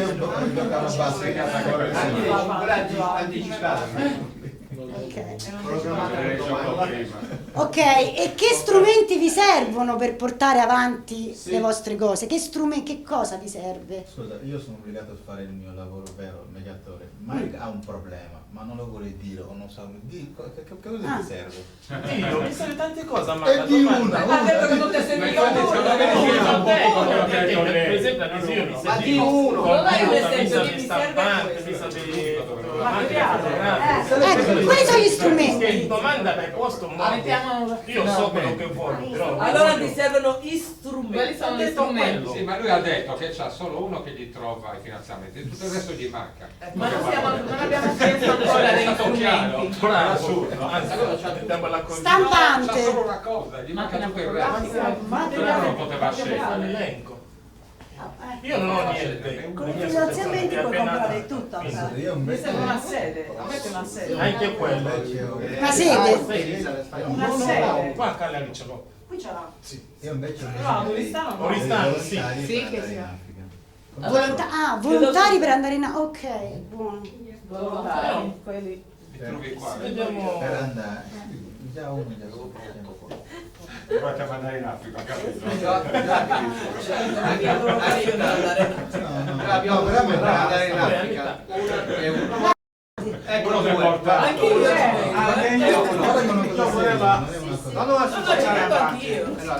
Buoni. 4. Figure professionali. Cosa? Ha parlato Cile. Figure professionali. Imparare? Imparare, portare avanti. Oh, figure professionali. Figure professionali. È formazione. Allora, figure professionali e formazione è molto importante, perché le cose ce le possiamo pure fare da soli, però se c'è qualcuno che ha studiato, cioè, la cosa riesce in maniera molto diversa. Quindi capire dove si possono trovare queste figure professionali. Per quanto riguarda la formazione, diciamo che vari servizi offrono formazione, oltre ai classici, tipo il CSV, anche Forum SAD fa della formazione online, cioè dal computer, anche in presenza in passato, però. Quindi per capire, per formarsi, per istruirsi anche su come, per esempio, una parte molto importante è come trovi i soldi. Quindi proprio dire, ok, sì, cioè, l'associazione è bella, è figa, però prima però i fondi ci servono, no? Che possono arrivare dai bandi, possono arrivare da donazioni, possono arrivare da tante parti, non è detto che solo con una cosa. Ok, io dico una cosa, devo essere sincero. C'è la lingua, poi dopo fai. Buonasera a tutti. Io vengo da un'associazione di aiuto di Olus a Maracagomis. In questa associazione non c'è tanto possibilità come stranieri, perché quell'associazione cogliamo detenuto, persone che già hanno sbagliato, loro ti aiutano, queste persone lì. Ma non c'è possibilità per scuola, o possibilità perché c'è tanti che vogliono imparare qualcosa, che vogliono cambiare la loro vita. Non c'è questo fondi o questa possibilità, anche per problema perché c'è chi c'è problema psicologico. Sì. Non c'è questo aiuto, perché c'è tanti che dormi dentro, non fai niente. Noi bisogna altri come questo, la rete. Ok. Facciamo insieme, così che aiuta questa comunità. Certo, ok. Però non ho capito della zona. Maracagonis. Che è? Sta? Vicino a Cagliari. Ah, ok, vicino a Cagliari. Ok. Sì. E quindi mettersi insieme. Sì, perché c'è chi c'è voglia di cambiare la vita, fare altre cose, non solo chi sbaglia paga, ma c'è chi non c'è possibilità per vivere, ma non c'è, in questa comunità non c'è possibilità. Perché c'è tanti che vengono dall'Africa, non sa parlare lingua, ma non manda a scuola. Ma hanno sbagliato, ma loro bisogna un'altra possibilità per imparare, per lavoro, per fare altre cose, non c'è. Ok, giusto. All'interno di quella cooperativa non c'è. No, manca l'assistenza. Sì, anche assistenza sociale, manca tante cose dentro. Quindi bisogna proprio di un sostegno sia psicologico che sociale. Siccome loro ci saranno anche domani abbiamo la parte dedicata alla progettazione, quindi Spiegamoglielo bene lei però. Provate a dirglielo anche in inglese perché loro hanno difficoltà. Ci sono alcuni ragazzi qua che l'italiano lo parlano in modo precario, quindi se riuscite anche a dargli qualche indicazione in inglese, perché a loro gli è più 2 semplice. minuti il concetto. Sì, magari spiegate i concetti per chi lo sa fare, spiegate qualche concetto anche in inglese, Elizabeth, Mike. no, io lo dico per tutti, c'è Mike che può dare una mano e lo traduce per loro. Certo, i ragazzi della Nigeria che lei conosce. Quindi questo problema che lei sta sollevando è un problema che ben conosce anche Claudio, no? Che come operatore Caritas, come operatore del gruppo di educazione alla mondialità regionale, è un problema che si è sollevato spesso ed è un problema che vogliamo affrontare e vogliamo affrontarlo anche domani, che dedicheremo a idee da mettere insieme, da sviluppare in progetti, e quindi ci stiamo pensando. As a matter of fact, as your question, she's trying to say that what you're asking, we have already planned, maybe Caritas or some association have been working on this aspect to see a solution concerning you people's situation, to put it into action to see if there's a way to solve the matter. Then tomorrow is another day they will discuss on such issues and see what will come out. Everyone can make some wrong. Yeah. Who no? Yeah, no one is free. Yeah. No one is free. Ok.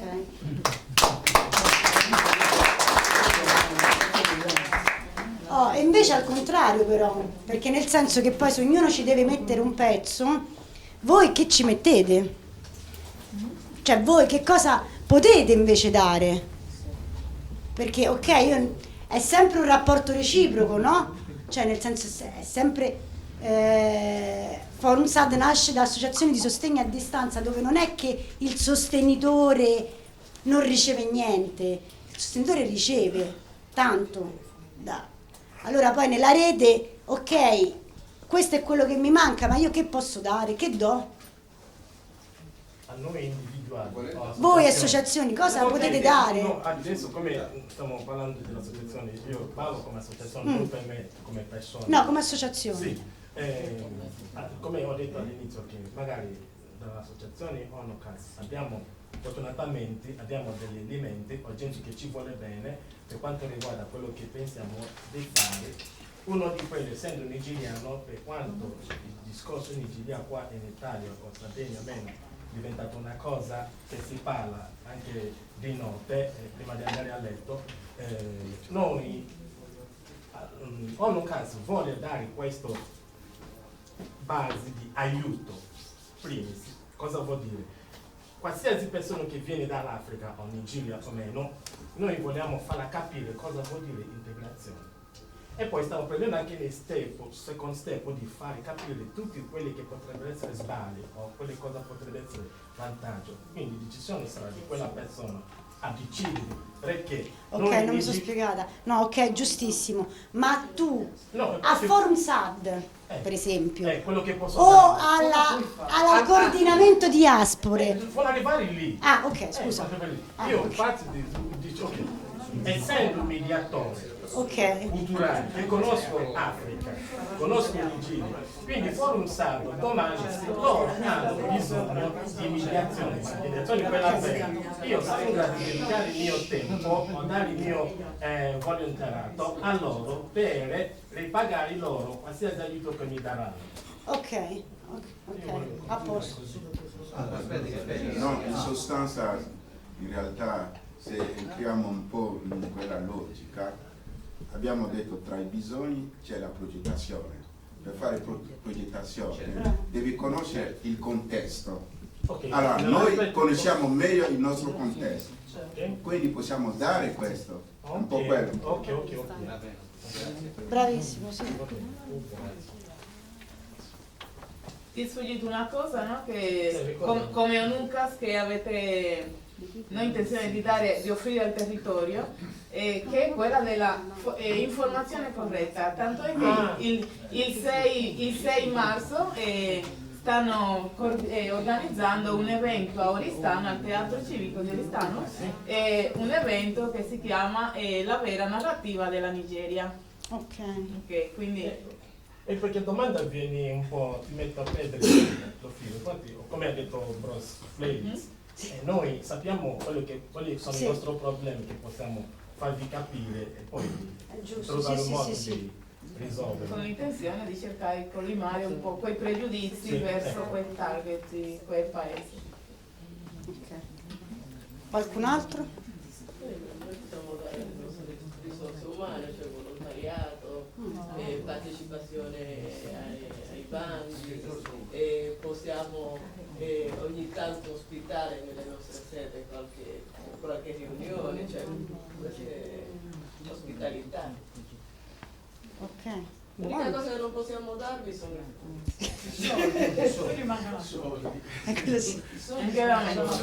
dalla Rosaroa scegli tutto quello che vuoi danno. Anche tu. Tutto quello Eccola che sai già. Esatto, che so già. Ok, buono. Allora, una cosa che vi volevo dire, a meno che qualcuno non gli viene in mente qualcos'altro, anche qualche altra necessità? No, parlando dei bandi, io credo che se ForumSAD dà le chiavi per affrontare i bandi, quello permette a ciascuno di noi, a seconda del comune dove vive, identificare i bandi per poter fare tutto insieme. Identificare i bandi. Sì. Ok, così. Perché oltre a cercarli bisogna anche saperli identificare. Esatto. Bisogna individuare esattamente il bandi. Come no? Cioè si parla di bandi, però non si è parlato, almeno noi facciamo così, dove non ci arriviamo con i bandi arriviamo con l'autofinanziamento. Esatto, il fundraising. L'autofinanziamento ti consente due cose rispetto al bando. Il bando è in sé, tu lo vinci, ti può far conoscere o non ti può far conoscere e ti risolve una situazione. E finisce lì. L'autofinanziamento ha due aspetti. Uno, quello che esce all'esterno, e secondo me è quello che ci ha portato a noi negli anni comunque a uscire fuori. Sembrava una fesseria, noi in 2 anni facciamo un calendario, che è una fesseria, e ci facciamo 800-900 euro alla vendita di calendario nel giro di un mese. Questo ci permette innanzitutto di farci conoscere, di tirare fuori un IBAN e quindi di essere riconoscibili, ed è immediato, costi irrisori, 100 euro a 1000. Nei fondi c'è anche tutta la parte dell'autofinanziamento, del fundraising, di sì, di come io posso poi trovare fondi, che non è solo, anche perché bandi dipende, perché se bandi per esempio del Ministero o degli enti locali te pagano chissà quando, se è rivolgersi alle fondazioni allora già là è diverso, no? Ci sono fondazioni più attive, insomma, e molte già le conoscono, vedi con il Sud, quindi dipende anche a chi rivolgersi, no? È logico, se partecipa a un bando del Ministero, anche ForumSAD ci pensa 2 volte perché sa che vedrà i soldi dopo 3 anni, ma tu prima li devi sganciare. Oltre al problema della gestione e rendicontazione che dipende come la fondazione. Quindi devi per forza autofinanziarti in ogni caso. Comunque una base ce la devi avere. Per forza non ti dicono che non vale il tuo progetto, se non dimostri che sei in grado di recuperare un minimo. Però se tu un progetto lo presenti con tanti partner, di cui alcune sono reti, allora per il finanziatore è diverso. Così per la ricerca dei volontari, insomma, che non è uscito fuori, quindi no, è uscito un pochino anche fuori, però è stare sul territorio e aprirsi, perché poi se io devo fare un'iniziativa mi serve pure chi ci lavora su questa iniziativa. E diciamo, a conclusione un po' di questo, che sarà il mio lavoro per le prossime settimane, che riporto a Roma, quello che vi voglio dire, l'ultima cosa proprio nella prospettiva di fare rete, è che ForumSAD ha dato vita, insieme a tante reti nazionali, di cui alcuni locali oggi erano anche presenti, alla seconda edizione degli Stati Generali della Solidarietà e della Cooperazione Internazionale. Nel comitato promotore c'è la WISP nazionale, c'è la Caritas nazionale, c'è la OI, ci sono tante reti grosse, c'è ActionAid.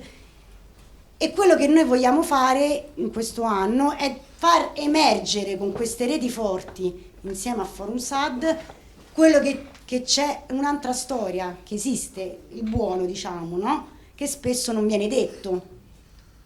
Allora, tante cose non vengono raccontate, forse fa comodo non raccontarle. Tante cose che forse fa più utile, è più utile raccontarla in un certo modo, ma poi nella realtà che noi viviamo c'è anche altro, per fortuna, almeno io lo vivo anche, insomma, a casa mia. Io sto anche in un quartiere non periferico di Roma, ma poco, dove al Quadraro, dove c'era di Casa Monica, quindi insomma un po' pesantino, però dove c'è tanto disagio c'è anche solidarietà, è un paradosso a volte. Quindi gli Stati Generali della Solidarietà vogliono far emergere a gran voce ma forte, portando poi un documento, l'altra solidarietà che c'è in Italia. Quindi insomma ci fa piacere, ecco, se aderite anche a questa iniziativa, a dar voce attraverso questa cosa alle vostre iniziative, insomma. E io sono sintetica, ho finito. Qualsiasi cosa, sentiamoci, che è più facile. Se vedete il mio numero rispondete, perché se vi chiamo vuol dire insomma che c'è qualcosa di importante da dirvi, e quindi niente, questo è, insomma. Come vogliamo procedere?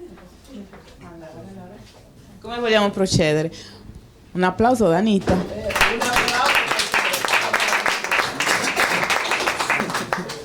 Poi lo so che oggi è un boom di informazioni, di cose che ovviamente non si conclude qua, e quindi c'è il coordinamento per approfondire ogni tipo di argomento, e come ha già detto Anita, sì, e approfondirà e andrà a lavorare su queste informazioni che ha preso oggi, e quindi avremo un feedback su questo. E invece, no, prima di tutto, Anita, ti ho chiesto, mi ricordi di presentare la Rosa Roga? Cioè,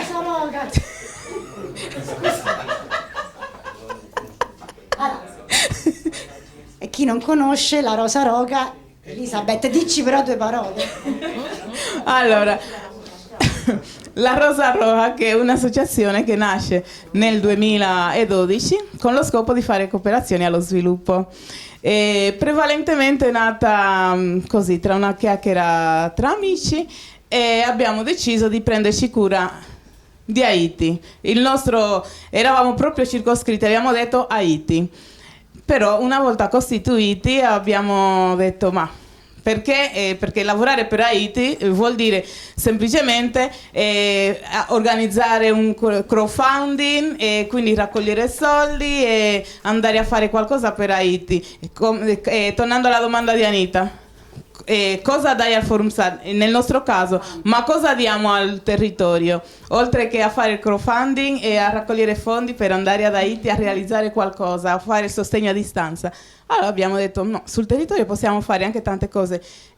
Infatti abbiamo iniziato a lavorare nell'ambito della migrazione, quindi la migrazione che comprende sia l'immigrazione che l'emigrazione, perché molti da noi italiani, ragazzi sardi, che volendo lasciare la Sardegna, volendo lasciare l'Italia, ci hanno contattato diverse volte per avere informazioni su alcuni paesi dei quali loro sapevano che avevamo dei contatti.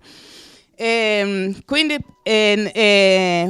l'ambito giovanile dove ci avvaliamo del programma europeo Erasmus+, che è un programma che promuove la mobilità dei giovani e di chi lavora con i giovani all'interno dell'Europa e anche oltre, attraverso il vecchio SVE, che oggi si chiama Corpo Solidario Europeo.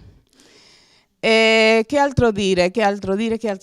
Potete visitare il nostro sito e lì approfondirete molto di più, perché siamo sì giovani, cerchiamo di fare tanto, fondi pubblici pochi, ci sono dei bandi, noi partecipiamo, vincerli non è facile.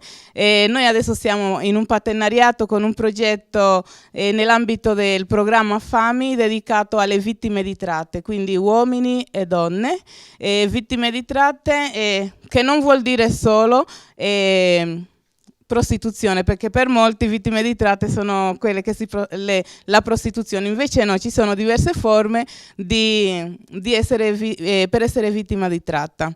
All'interno di questo progetto, che dura 2 anni e vede coinvolto la Grecia, Malta, Cipro, Austria, e Italia. Siamo 8 partner in 5 paesi, tra i quali l'Università di Sassari è il nostro partner, Dipartimento di Scienze Umane. E noi cerchiamo nel nostro piccolo di dare qualcosa anche al territorio, alle diaspore e agli autoctoni. A me piace questa parola, autoctone. Posso dare la parola al nostro moderatore, a Felix, che continua. Allora, io vorrei suggerire o proporre al gruppo, da stamattina stiamo parlando di qualcosa di molto importante, abbiamo detto creazione di rete, abbiamo detto bisogna conoscersi e l'abbiamo fatto, però non basta dire io sono Felix, io sono Abibu, io sono Suleiman, non basta. Io credo che prima di partire da qui bisogna, anche se fosse un'attività, decidiamo, le grandi associazioni presenti si impegnano a fare un'attività di cooperazione internazionale insieme, o un'attività di educazione interculturale insieme, o un evento, quelli che sono presenti, e decidiamo già da qui. Una cosa concreta. Sì. Quando, dove? Ecco.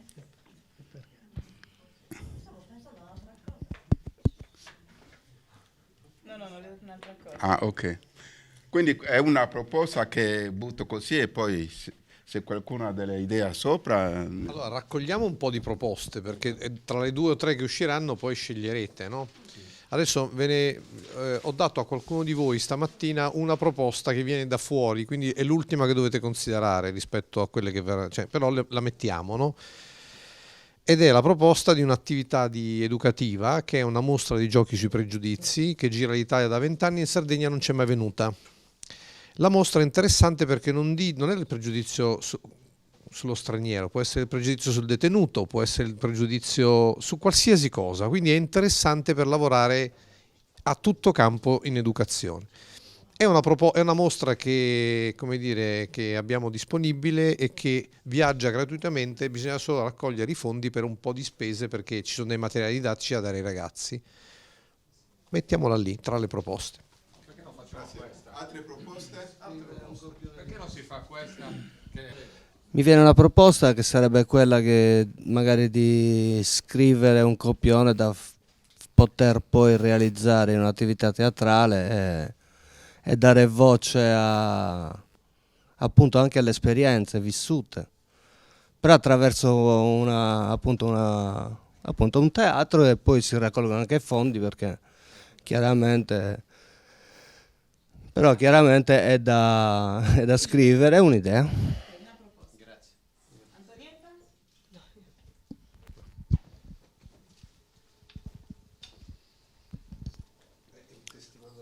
Sì, io mi presento, sono Giampaolo, l'ho fatta all'inizio. Io sono un po' esterno perché non faccio parte di nessuna di quelle... Ero esterno, adesso sì. Lo posso dire perché c'è una sensazione che io provo sempre quando mi trovo bene in un posto, è la sensazione di casa. Cioè quando effettivamente sei tra persone che poi reputi... tuoi amici, ma anche di più.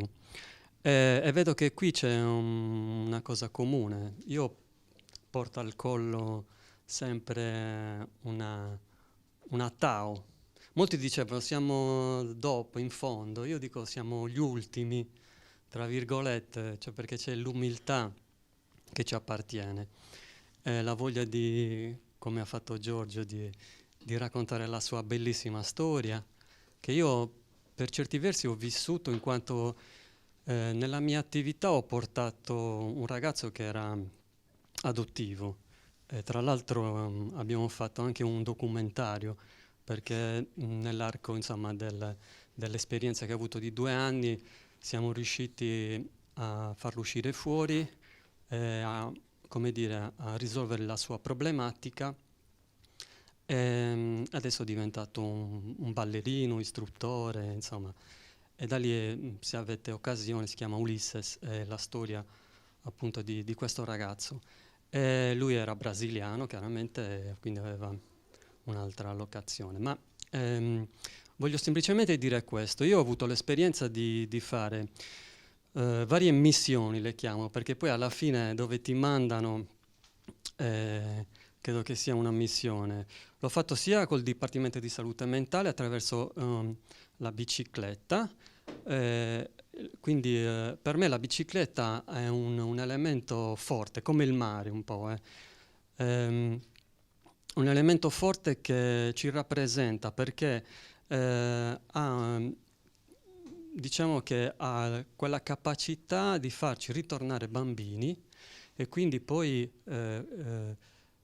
l'ho trasportato all'interno di un carcere minorile. Per 4 anni ho portato questo progetto di ciclofficina dove i ragazzi adulti, perché chiaramente il loro vissuto era un vissuto da adulti, in alcuni casi proprio organizzazioni diciamo forti, però la bicicletta li faceva ritornare perché si vedeva il viso che proprio veniva modificato, si rilassavano. Quindi io, in virtù di questo, ho visto che c'è una piccola esigenza e mi ritrovai praticamente fuori, come stavo raccontando, in un centro commerciale dove ho visto delle biciclette abbandonate, no? E c'erano dei ragazzi appunto africani che era di loro proprietà, però non hanno la possibilità di poter essere sistemate. Allora mi fermai e Ali mi raccontò la storia che il fatto che lui non può andare al lavoro perché la bicicletta, per poter essere riparata, ha dei costi eccessivi. Quindi ho detto fra me e me, ma io ho una competenza enorme in questo, io so aggiustare le biciclette e perché il mio sapere non può aiutare loro. Tant'è che gli disse ad Ali, io non è che ti aggiusto la bicicletta, io ti insegno ad aggiustarti la bicicletta. E quindi da lì è nato questo laboratorio. Tant'è che venne Ali in una manifestazione e gli dissi, porta la bici. Aveva difficoltà anche a portarla, andai a prenderlo, eccetera, eccetera. Però Ali ha aggiustato la bicicletta e quindi può finalmente, come dire, andare al lavoro. E questa è una grossa, è uno di quei, diciamo, di quelle azioni che molto spesso non si sanno. Io direi, io la butto così, questa è un'esigenza vera, perché molte persone che purtroppo per questioni di crisi non riescono a sistemare la bici, però diventa un'esigenza primaria. E quindi può essere collegato allo scambio dei volontari.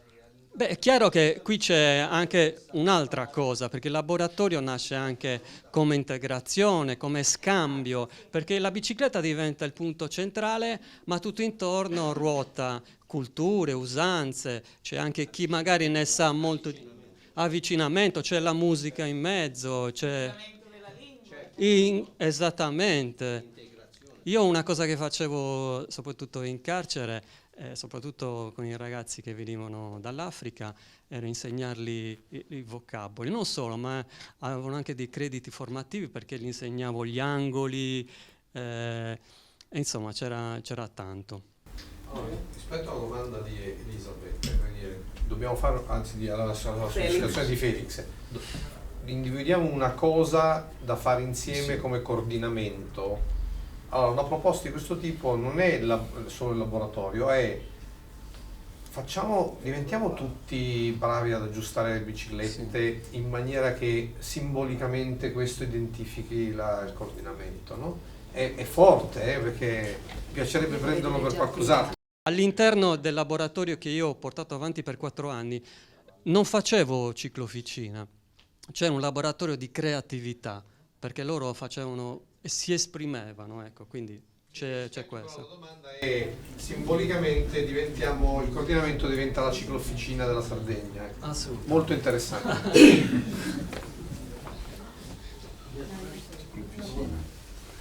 No, niente, io so proporre che se è possibile come un'attività, la prima attività per farsi conoscere, e non possiamo organizzare una giornata, per esempio dalla piazza, facciamo uno di noi, porta un cibo suo, e se è possibile, per farci conoscere, e se possiamo organizzare anche una donazione di sangue, per fare la nostra prima attività, farci conoscere, farci come una pubblicità che noi siamo, perché una volta che penso che organizziamo anche questo è una cosa che si fa,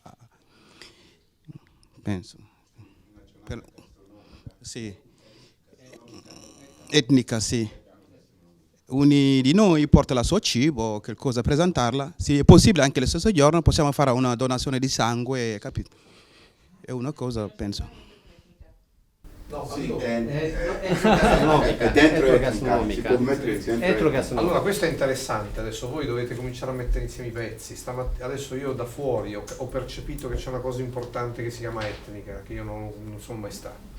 Se una proposta così entra dentro una cosa che è già organizzata, voi dovete fare una cosa diversa, che è quel giorno uscire insieme, quel giorno di etnica dovete uscire insieme, che è molto più facile. Farete un banchetto tutti voi insieme invece di fare, è chiaro, cioè è una cosa molto più concreta, e però bisogna imparare a mettere insieme i pezzi qui. Andiamo ad Abbasanta, nel centro, una cosa, nel centro del Elisabeth, Sì? ma una cosa tipo quella degli abiti, dei vestiti, no, che stavi raccontando. In Sardegna non possiamo fare il cotone, però cresce benissimo la canapa, che fa un tessuto incredibile. Fare delle magliettine di canapa che portano avanti i movimenti, i nomi delle associazioni, specificando che questa canapa cresce naturalmente, non ha bisogno di nessun sostentamento chimico.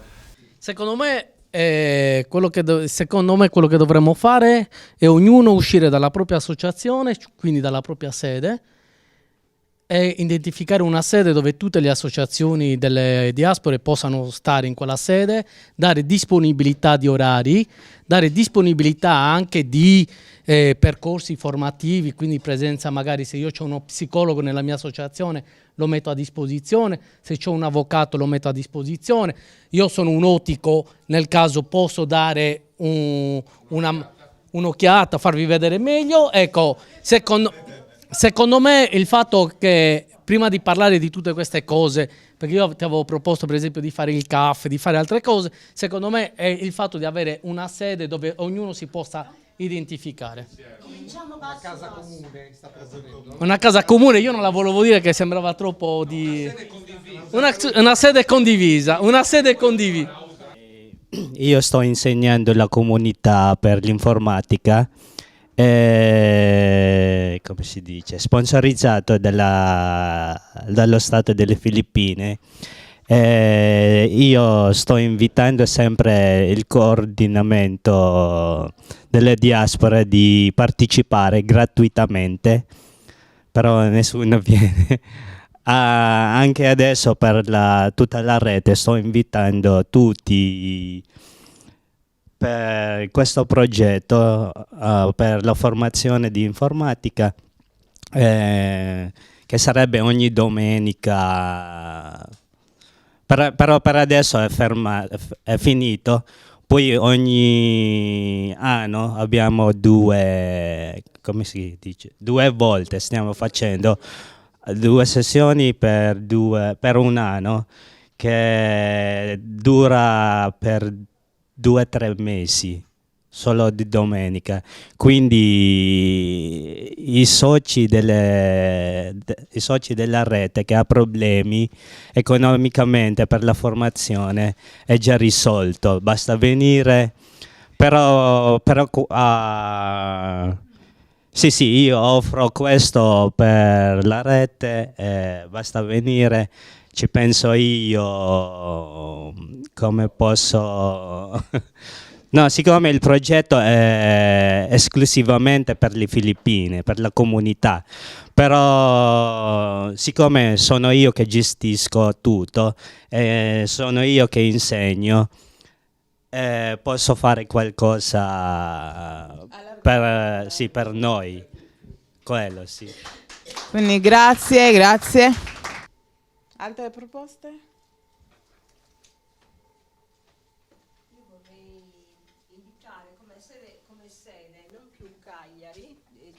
Di questa rete, non più Cagliari ma una sede centrale. Si è parlato di Abbasanta, Oristano, in modo tale che tutti i componenti, perché non si può parlare solo di Cagliari, anche se qui c'è prevalentemente un fiorire di associazioni, lo riconosco, però per favorire la partecipazione di tutti io proporrei come sede una sede centrale. Forse è un po' di parte anche quello che sto dicendo, perché provengo da Nuoro, però perdonatemi, ma cioè, non è facilmente raggiungibile Cagliari se vogliamo garantire una partecipazione generale. E poi come proposito di sviluppo, perché anche dell'associazione stessa, io proporrei una operazione proprio di, come dire, informazione e possibilmente anche crescita della rete, al di là delle associazioni di Cagliaritano che noi abbiamo visto oggi, favorire la partecipazione più estesa possibile di tutte le associazioni della Sardegna. Sì. Per questo è molto importante stabilire una sede centrale.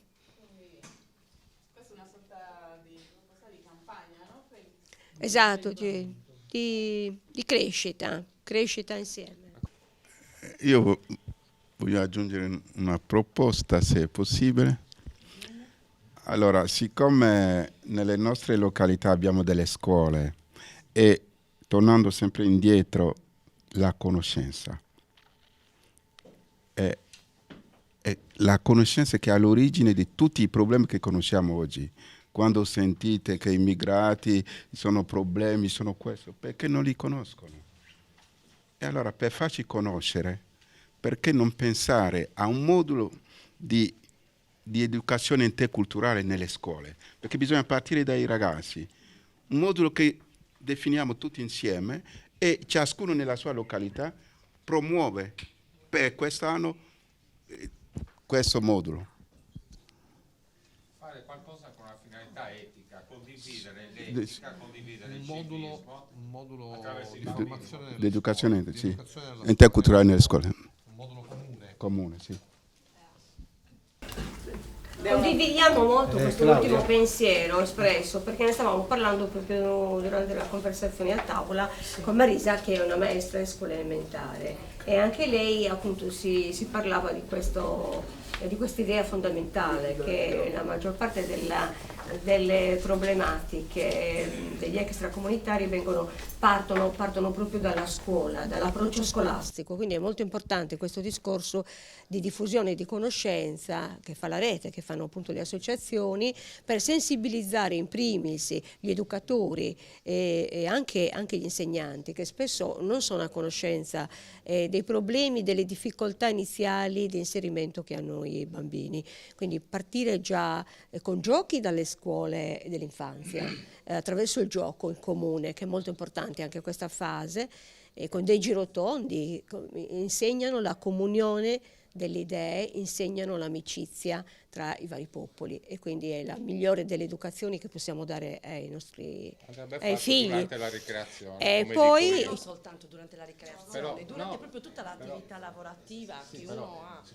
E poi proseguire dopo la scuola dell'infanzia, tenere sempre questa indicazione, questo percorso educativo in maniera costante, presente, soprattutto anche nelle scuole elementari, laddove maggiormente si registrano discriminazioni e bambini che hanno delle difficoltà nell'inserimento concreto. Da questa età cominciano i problemi, quindi dobbiamo far star bene i bambini provenienti dalle altre nazioni, perché quello star bene significa che stiamo bene anche tutti noi nella comunità italiana.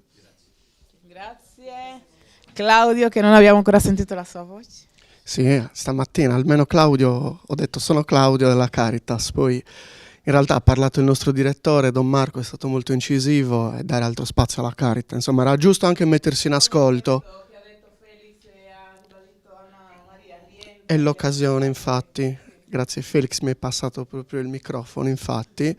Ma intanto ci tengo a dire che come gruppo di educazione alla mondialità, inseriti nel contesto delle diaspore e del suo coordinamento, mi sento di dire che ci ritroviamo, io mi ritrovo personalmente in molte delle suggestioni che sono state proposte e sono scritte là, perché essere in uscita credo che sia una prerogativa anche del coordinamento diaspore. Non peraltro, noi come Caritas incontriamo tanti migranti, tanti stranieri nel nostro territorio che vivono una fase di disorientamento, proprio perché alcuni di loro non hanno neanche la comunità di riferimento, non hanno contatti, e questo capita perché siamo anche una terra di passaggio, la nostra isola è comunque una terra di passaggio, e quindi già poter raccontare nei nostri centri d'ascolto l'esistenza di una rete di associazioni senegalesi piuttosto che dell'America Latina, insomma tante sono le associazioni qui presenti che rappresentano poi una comunità ben precisa, io credo che questo sia molto importante e noi dovremo, come Caritas innanzitutto, darne risonanza. Per chi? Soprattutto per aiutare persone che in questo momento vivono questa situazione. Caritas, come ben sapete, non è impegnata solo nella promozione umana, ma dietro c'è tutta un'azione pedagogica che permetta di migliorare il mondo in cui viviamo, soprattutto attraverso un'azione, devo dire negli ultimi anni, rivolta verso i giovani, che permetta di acquisire la responsabilità di cui si è parlato sino adesso, cioè abitare con responsabilità il nostro territorio. Come? Proponendo spazi e momenti di formazione, ma soprattutto di incontro, perché l'incontro con le persone è quel momento capace di sconvolgere le menti, no? Di aprire un po' gli orizzonti, di conoscere l'altro. E arrivo al dunque perché sto rubando molto tempo. Noi incontriamo ogni anno circa 2000 giovani. Lo facciamo all'interno di un progetto scolastico che ci vede in rete, anche con la Rosa Roca per esempio qui presente, che viene presentato a inizio anno. Questo significa tra settembre e ottobre. Ci si lavora prima, lo presentiamo a settembre-ottobre e durante tutto l'anno scolastico, più o meno sino ad aprile, significa che noi adesso avremo gli ultimi 2 mesi intensi di lavoro, accogliamo le richieste dei docenti. Fortunatamente dico, c'è questa alleanza educativa con tante scuole, con tanti docenti che ci invitano proprio per affrontare questi temi, e il più richiesto è proprio quello dell'immigrazione, perché c'è questa volontà di far conoscere ai ragazzi un'informazione che è oltre quella che si riceve nei mass media o quella che è la percezione comune. Pensate che capita sempre, c'è sempre qualcuno che nelle scuole ci dice l'incidenza degli stranieri rispetto alla popolazione italiana è sopra il 30%, sopra il 40%. Sono giovani, sono ragazzi, magari ogni tanto non si rendono conto di ciò che dicono, ma il nostro lavoro è anche proprio quello di aiutarli a sviluppare un pensiero critico. Io mi rendo conto che all'interno di questa sala ci sono tanti saperi, tante esperienze, e sarebbe opportuno metterle assieme per presentarle in un progetto scolastico, quindi questa è sicuramente la prima attività. La seconda è un coinvolgimento anche nelle attività che noi organizziamo. Io penso al campo estivo di volontariato, un'occasione nella quale con Elisabeth, con Zaraida, ma anche con Emelina abbiamo sempre riprovato a creare una festa dei popoli. È un campo internazionale dove già sono presenti 15 nazionalità, solitamente quello che ci capita è questo, con 100 giovani partecipanti, ma ci proviamo in quell'occasione a creare un momento di conoscenza, perché sappiamo che da quello tutto parte. Negli ultimi anni abbiamo anche provato a stimolare un po' la curiosità dei più grandi, organizzando una cosa che avevamo chiamato Gustiamo Mondialità. E quindi siamo partiti, no, si è spostato, non lo vedo più, siamo partiti proprio dal cibo, perché magari le persone più grandi, no, per aiutarle a decostruire quelli che sono i pregiudizi, forse è meglio partire dal palato. Insomma, in questo senso sposo l'idea di ricreare nel contesto territoriale, penso al nostro locale, un grande evento che purtroppo negli ultimi anni è venuto a mancare. Credo di aver detto tutto, grazie a voi. Io sono venuto qua oggi e mi sono risparmiato perché sono fatto così, però non posso stare zitto perché ho sentito una proposta che era un segreto mio, perché io sono andato a colpire dopo un offeso, però ho risposto positivamente. Io sono un artista, anche canto, sono andato a registrare all'estero, ho lasciato mio figlio qua 7 mesi, ho finito il video, quando sono tornato l'ho visto un po' ingrassato, dicevo ma cosa c'è? Niente, poi dopo 3 giorni, tanto siamo amici con mio figlio, mi ha detto papà, poi lo dico perché qua dobbiamo anche fare capire cosa sta succedendo e dove mirare e come lavorare. Mi ha detto papà, io non gli ho detto a mamma, ma mi stanno sempre dicendo che sono marrone come la cacca, mio figlio. Ci ho riflettuto, stavo male, poi a un certo punto cosa ho fatto? Spontaneamente io ho la mia musica, o la mia cultura. Ho iniziato con un amico insegnante, Antonio Gavoi, al Liceo Asproni di Noro, e gli ho detto voglio raccontare una storia ai ragazzi, però voglio soltanto farlo con gli studenti, alunni, non voglio farlo con i grandi. Mi ha detto ti aiuto io. Abbiamo fatto un evento dove abbiamo ricostituito la vita di Fitzgerald, Ella, il famosa canzone Summertime, e hanno aderito il direttore, il preside, i genitori. Io mi sono costituito da schiavo, mi sono legato con le catene, con i miei amici, guarda, anche mia ex moglie. È uscito una cosa favolosa e lì non mi sono fermato. Sono andato a Gavoi, sono andato a Roteli e ho iniziato anche a fare un'altra cosa, andare nei campi dove operavo come mediatore, oggi invito un gambiano e lo metto davanti, i ragazzi con le maestre, fate le domande. Ma è dai ragazzi che ho capito che bisogna andare lì per sperare questo cambiamento. Cioè, molti anni, anche chi fa il triage di immigrati, anche i mediatori che ci sono, si avvicinano ai ragazzi offendendolo senza saperli. Ringraziate Dio, guarda che da voi, eccetera, eccetera. Invece i bambini facevano, ti manca tua mamma? Com'è stato il viaggio? Ragazzi di 13 anni. Cosa ti piace in Italia? Cosa non ti piace in Italia? E io questo lo sono riuscito, fino a utilizzare la mia canzone con i ragazzi, e li hanno invitato al Parlamento e hanno vinto il miglior premio del progettazione sull'immigrazione a Rotoli Gavoi Oniferi. Cioè, non sono qua per dire chi sono, ma non posso non dirlo, perché lì siamo riusciti. Io ero una persona arrabbiata che ho saputo usare la rabbia, ma se ci mettiamo tutti insieme, secondo me la soluzione la troviamo. Era solo questo che volevo dire. Quindi alle scuole. Grazie. Allora, buonasera a tutti. Io innanzitutto vi devo ringraziare per avermi invitato a questa... non mi piacciono i microfoni. A questa serata che ritengo sia arricchente sotto tutti i punti di vista. Arricchente perché mi dà la possibilità di poter valutare ancora una volta quanto sia importante fare rete. Io che credo in maniera incredibile sulla possibilità di creare alternative a quelle già in essere. Sono qui come semplice cittadino, non diciamo, però voglio farvi un dono.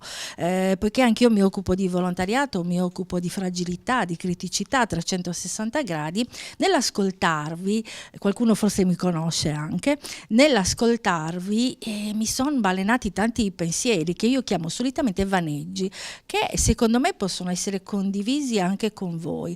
Noi portiamo avanti da tempo un progetto molto interessante che viene identificato con lo slogan diversamente uguali.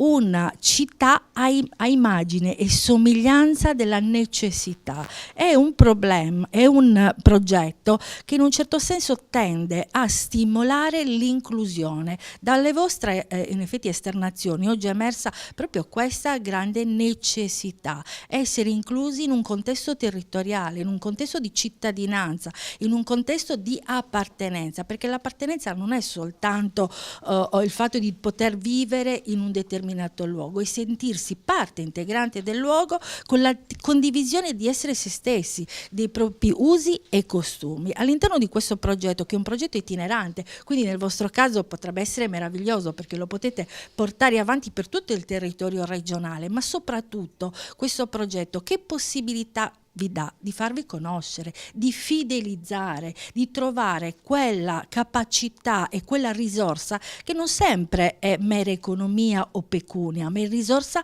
umana. La risorsa umana è quella che ci dà la possibilità di progettare, di gestire, di creare alternative, di condividere. Per cui io vi do tutta la mia disponibilità. Sai perfettamente che puoi contare su di me, potremo tranquillamente incontrarci, trovare delle giornate finalizzate a questo tipo di informazione e poi progettare magari insieme.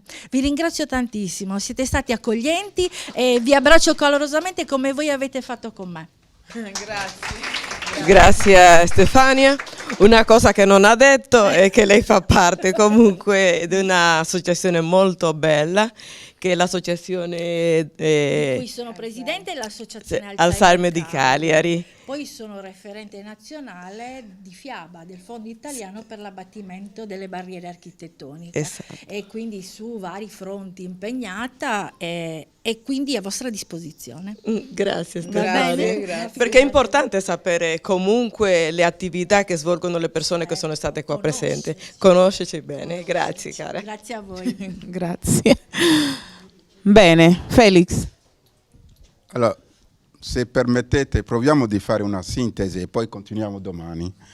Allora, a sentire un po' le diverse proposte, sembra venire fuori la prima cosa, la costruzione di una casa, e possibilmente che sia centrata nella regione.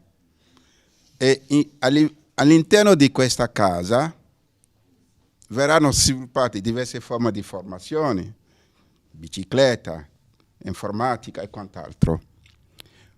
Poi l'attività di educazione interculturale ed educazione alla cittadinanza mondiale. A questa attività abbiamo la fortuna che ci sono già delle strutture che stanno portando avanti dei si tratta adesso che ci mettiamo insieme, completare, e poi alcuni di noi hanno già dei contatti con alcune scuole. Questo tipo, mettiamo un modulo insieme per proseguire dove si è già iniziato qualcosa e per avviare dove non è ancora iniziato qualcosa. Sempre collegato a questa attività c'è la mostra dei giochi che ci propone Movi, che possiamo inserire tranquillamente, perché abbiamo le scuole in tutta la Sardegna, quindi a inserire questo. E terza cosa che vedo è l'organizzazione o di un evento o di una manifestazione comune che sia sul campo o così via. E all'interno di questo evento comune si potrebbe pensare a questa gastronomia di cui si è molto parlato, e presentare anche dei video che sono stati realizzati da alcuni di noi, e poi l'evento di cui ci hanno parlato adesso può essere diversamente uguale, lo possiamo integrare alle attività di educazione interculturale e alla mondialità. Questo è un po' quel che penso. Lascio Gianluca completare qualcosa se... Sì. È una sintesi luminosa questa, merita un applauso. Lui mi passa il microfono perché io voglio proporvi una cosa prima di andare via, cioè ci salutiamo, perché normalmente quando uno va in visita da qualche parte c'è l'accoglienza, poi c'è il saluto. Noi dobbiamo, se non ci salutiamo manca qualcosa, quindi adesso è una cosa che però dobbiamo fare muovendoci, dobbiamo fare facendo un passaggio ulteriore. Ha detto Andrea che nel giro iniziale lui ha parlato di Casa Comune, ma non gli è sembrato che le persone avessero le orecchie. Invece adesso Casa Comune dopo un po' di ore è cominciato a diventare un'idea interessante, no? È molto interessante questa storia. Cioè stamattina non è che non era stato detto, ma eravamo ancora freddi, no? Quindi adesso quindi adesso anche come gruppo vediamo un po' dove siamo arrivati, e poi voi domani continuerete, e lo facciamo diciamo con un'attività gioco, perché attività gioco non è complicato, non è un gioco, però ci mettiamo in cerchio adesso in piedi, liberiamo un po' di sedie almeno dietro l'operatore e ci salutiamo così.